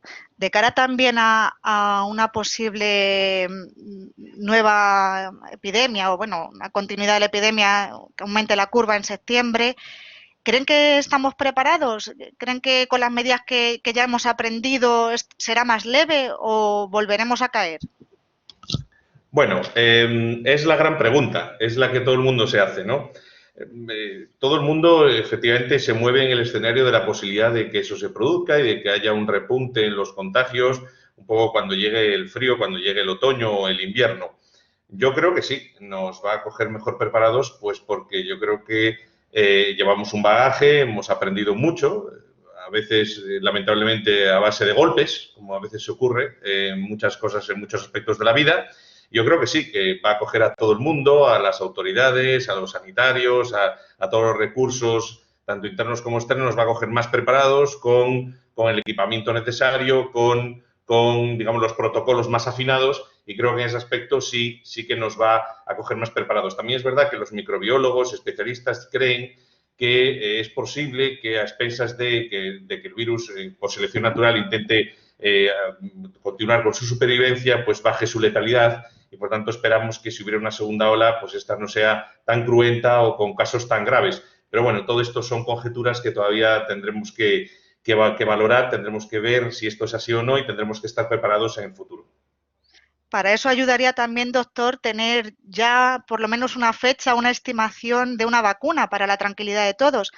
¿Qué saben al respecto? ¿Que nos pueden adelantar algo? ¿Tienen más información? Bueno, pues en principio las vacunas es otro de esos grandes temas que ahora están en el candelero, ¿no? Hay que hablar claramente de diferentes tipos de vacunas. No todas las vacunas son iguales ni funcionan de la misma manera. Hemos puesto en pantalla un poco el resumen del más o menos de los tipos de vacunas que hay. Hay unas que son inactivadas, que lo que hacen es pues que pierden el efecto de contagiar o el efecto de producir enfermedad, mejor dicho, las que son inactivadas. Las atenuadas son microorganismos que se les ha hecho algún tipo de manipulación bajo ciertas condiciones, por lo que pierden sus propiedades nocivas. Luego están tipos como los toxoides o las conjugadas. En resumen, realmente lo que intentan es realmente que te prepara nuestro sistema inmune para que esté alerta ante una posible infección. Como podéis ver en la tabla, a finales del mes de marzo ya registraba la OMS pues diferentes iniciativas de vacunas que se estaban llevando a cabo, algunas más avanzadas, otras menos avanzadas, algunas todavía eran investigación en fase 1, algunas estaban ya en fase 2 y, como sabéis, pues probablemente la vacuna que estaba un poquito más avanzada o en la que se han depositado más expectativas es una que ya se está probando en humanos, que se está llevando a cabo en Oxford y que realmente, como podéis ver en la pantalla, lo que se hace es coger como vector, se usa un adenovirus de chimpancé al que se modifica y se le incluye parte del material genético del coronavirus al que se le ha retirado esa proteína S que hablábamos al principio de la charla, os acordáis que era la que servía de unión al receptor de la membrana celular, y entonces esa vacuna es la que se inocula al paciente y lo que hace es estimular el sistema inmunológico del paciente para que si se produce efectivamente una infección, pues que su sistema inmune haga una respuesta mucho más efectiva y no produzca una enfermedad o sea una enfermedad mucho más leve. Muchas gracias, doctor. Nos contaban antes durante la exposición que hay ciertos perfiles sanitarios, ciertas enfermedades crónicas, como puede ser una diabetes o el caso de embarazadas, que a la hora de volver al trabajo, pues que se haga de forma más escalonada o incluso evitarlo al máximo. Hay un caso concreto, nos pregunta una persona de las que nos escuchaban, que qué repercusión puede tener el virus en una persona trasplantada de riñón. ¿Qué tratamiento se podría hacer en ese caso y qué repercusiones tendría en el injerto? Muy concreto. Perfecto, el doctor Galán nos contesta. Los trasplantados renales, si tienen que hacer posteriormente un tratamiento inmunosupresor, se consideran pacientes vulnerables, ¿vale? Los pacientes inmunodeprimidos tienen más riesgo de contraer el coronavirus o de presentar, digamos, complicaciones más graves, aunque esto no está completamente estudiado, pero sí que se incluyen dentro del personal vulnerable, ¿vale? En lo que es una exposición,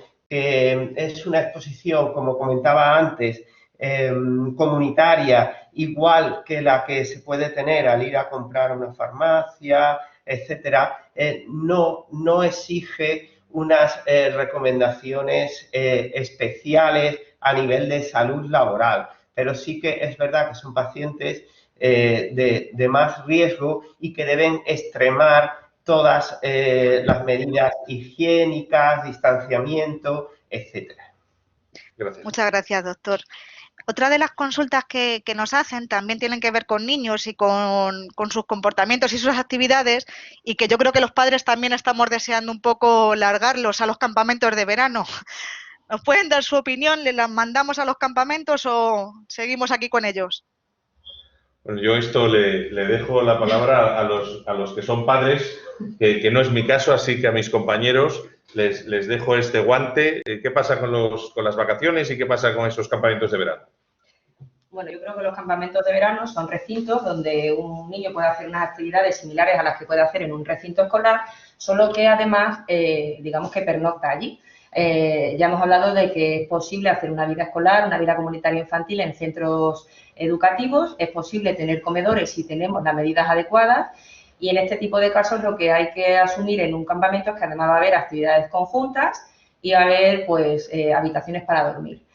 Si el campamento cumple estrictamente con las recomendaciones, es decir, si dispone de monitores que probablemente deban de ser bastantes más que los habituales porque tendrán que vigilar estrechamente cada actividad llevada a cabo por los niños, que el verano es la primera parte del periodo de convivencia que ellos van a tener y aún no están lo suficientemente adiestrados ni lo han interiorizado lo suficiente, si tienen los monitores suficientes como para poder asegurar que esos niños están en los baños sin acumularse, en los comedores sin acumularse, en las zonas conjuntas sin acumularse, que mantienen los niveles de higiene, que las habitaciones son lo suficientemente amplias para no conglomerar demasiadas camas y literas, que dispongan de su material de higiene personal, de su material de alimentación personal, según las recomendaciones que hemos estado dando esta tarde, y lo vigilan con la misma seguridad y cercanía con la que lo haría un padre, podríamos decir que no habría un problema especial por hacerlo.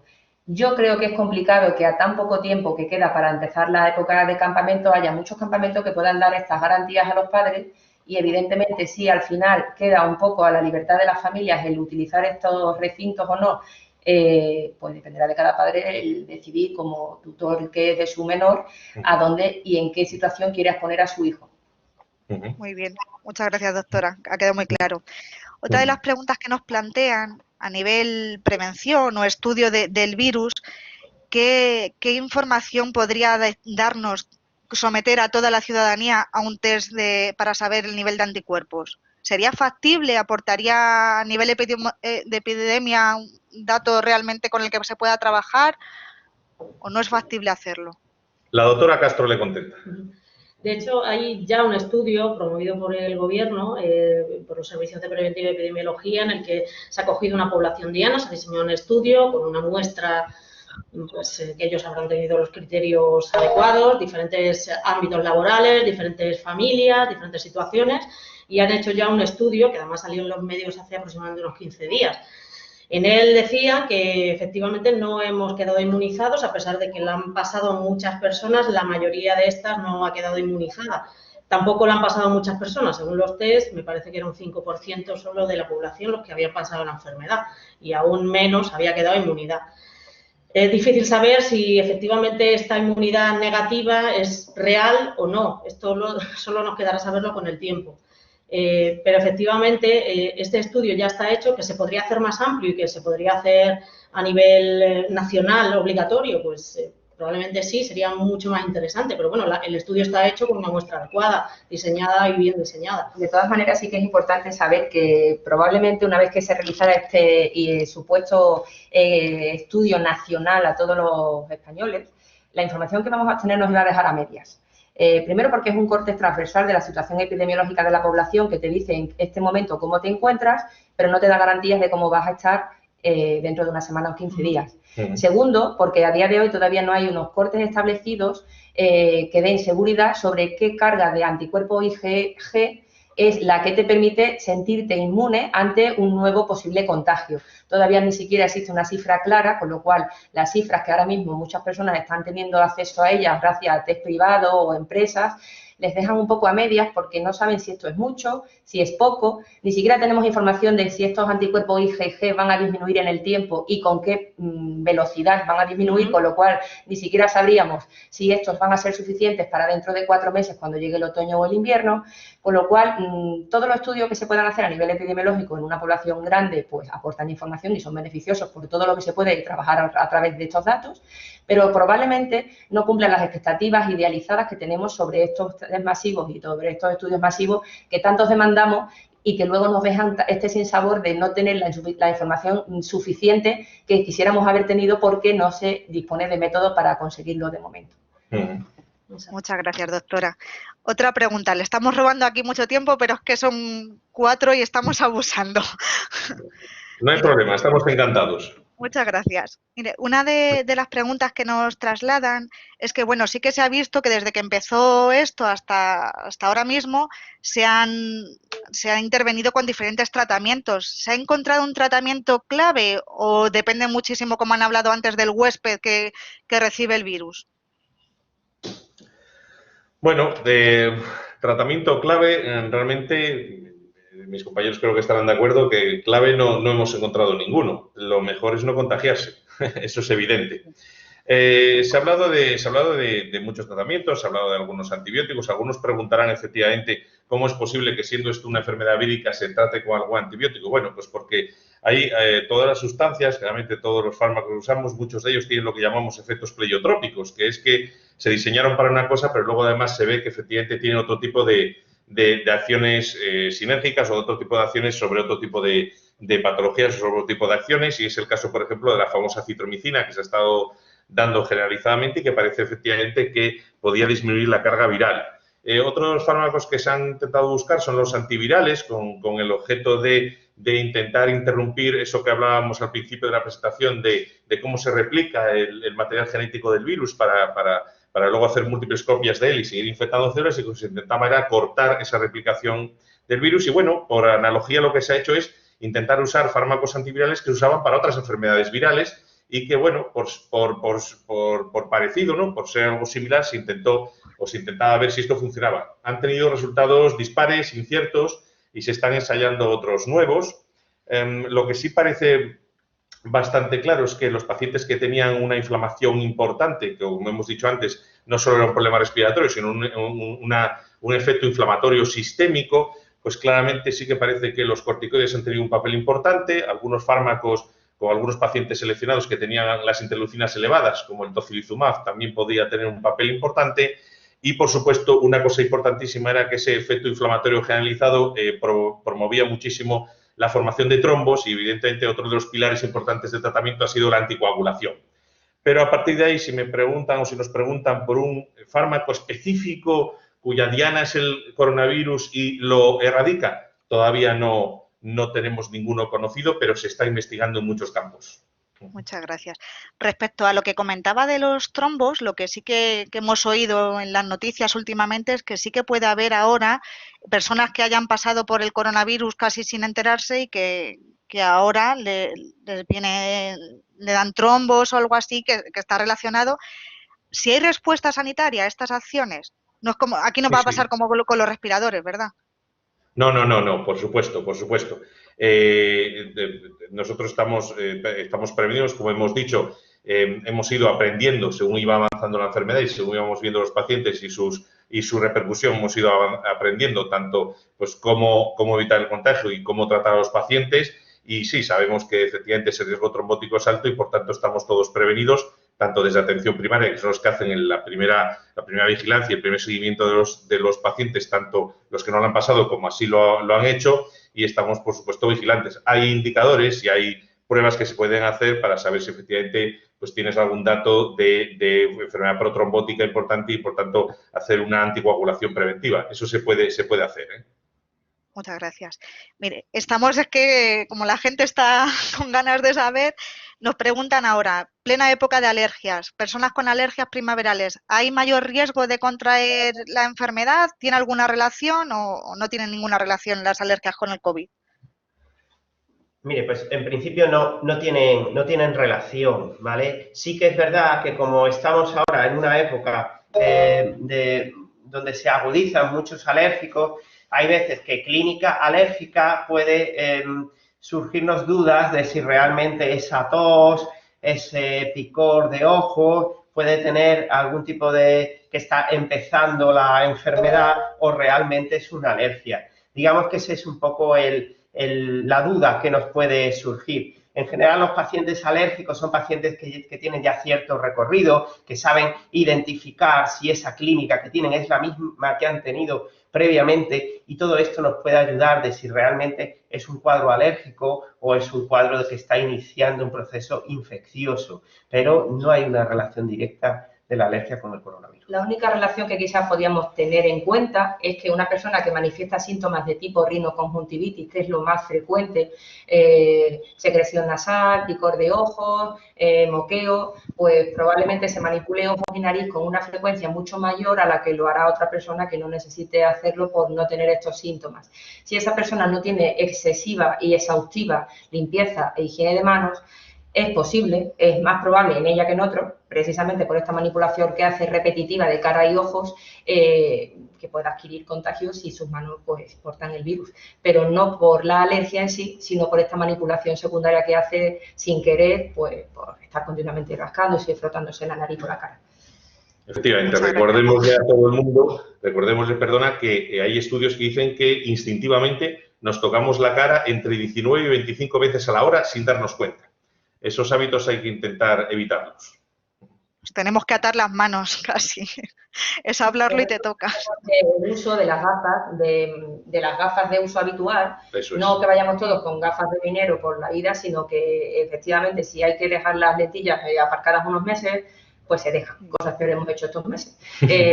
Porque cualquier persona sabe que una vez que lleva gafas, meter la mano para rozar un ojo es bastante más complejo y por tanto lo hacemos con menos frecuencia involuntaria que lo haremos si no llevamos estas gafas puestas. Entonces hay que fomentar el uso de las gafas cuando ya se tienen. No el hecho de usar gafas de buceo, ni gafas quirúrgicas, ni nada de eso, sino aprovechar los recursos que todos tenemos en casa para ser astutos y combatir estas pequeñas rutinas y maneras de ser y de actuar que ahora mismo no nos benefician. Dos últimas preguntas. Una de las preguntas es, nos han explicado muy claramente cómo iba esa curva, cómo iba descendiendo y ahora en esta fase de desescalada, pues creo que era una cosa obvia, que volvemos a juntarnos y tiende un poco a subir. ¿El dato irá en ascenso? ¿Se mantendrá? ¿Cómo vamos a ir? Pues, probablemente irá en ascenso, ¿vale? Dependerá también un poco de si las condiciones del virus han cambiado, si las condiciones climatológicas de verdad están haciendo un efecto en la virulencia y en la transmisibilidad del virus. Y también pues en que la gente efectivamente hemos aprendido que ahora mismo pues no nos damos la mano, no tenemos cierta precaución, nos lavamos más y probablemente estemos más concienciados de que hay que cuidarse aunque estemos haciendo una vida prácticamente normal. efectivamente la curva va a subir. Esperemos que no suban a los niveles de plena pandemia de marzo y abril, y también esperemos que los casos, aunque suban los casos, no sean casos tan graves como los que hemos visto. Pero efectivamente lo lógico es pensar que van a volver a subir. Fenomenal. Pues les voy a leer de forma literal un comentario que nos han dejado, que creo que puede expresar lo que sentimos todos en este momento, que es gratitud. Dice uno de los oyentes: mi intervención es para agradecerles la dedicación y atención que han dedicado a pacientes que han estado ingresados en el Hospital de Talavera. Gracias a su implicación y trabajo, muchísimos pacientes han podido superar esta enfermedad y el número de fallecidos ha sido menor de lo que podría haber sido. Muchas gracias y merecido el premio Princesa de Asturias de la Concordia. Bueno, muchas gracias. La verdad que siempre es un honor. Hacíamos nuestro trabajo. Yo creo que la doctora Ortiz, que además es la jefa de unidad de urgencias, pues es la que debería ahora contestar. Bueno, yo simplemente agradecer, evidentemente, pues el reconocimiento del trabajo hecho, aunque evidentemente lo hubiéramos hecho igual, con o sin reconocimiento, porque es nuestro papel. Yo creo que cuando un sanitario, cuando un médico se hace médico, sabe que tiene que estar preparado para estas situaciones que uno no quiere que en la vida pasen, pero que cuando pasen tiene que saber darlo todo y tiene que saber el motivo real por el cual se ha dedicado a esta profesión, que a veces no es lo suficientemente cómoda y agradecida como quisiéramos, pero que debe de dar la cara y estar en primera línea ayudando a los demás cuando los demás de verdad lo necesitan.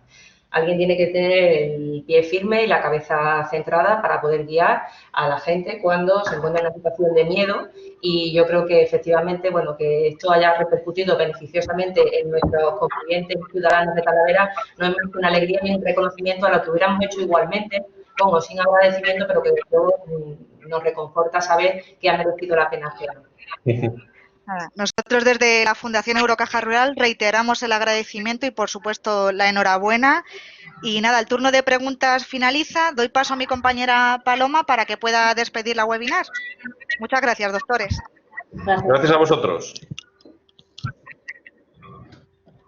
Bueno, pues perdonad los problemas del directo. Hemos tenido aquí una incidencia y nada, agradecer una vez más en nombre de la Fundación Eurocaja Rural a estos 4 magníficos ponentes, que ha sido una charla de verdad interesantísima. Yo creo que nos quedamos con muchas ganas de saber mucho más, pero bueno, nada, agradecer la colaboración y a los asistentes, pues por supuesto, el haber confiado una vez más en la Fundación Eurocaja Rural por este webinar. Y nada, y esperar que todo esto pase pronto y sobre todo eso, que tomemos medidas de precaución cada uno en nuestros ámbitos y nos concienciemos. Eso es. Muchas gracias a vosotros también, y de nuestra parte, mandar un mensaje a todos de cuídense mucho, y esto lo paramos entre todos, y lo importante es la responsabilidad individual. Si todos y cada uno de nosotros lo hacemos bien, estaremos ayudando también a todos los que están a nuestro lado. Muy bien, pues muchísimas gracias. Hasta luego. Hasta pronto. Adiós.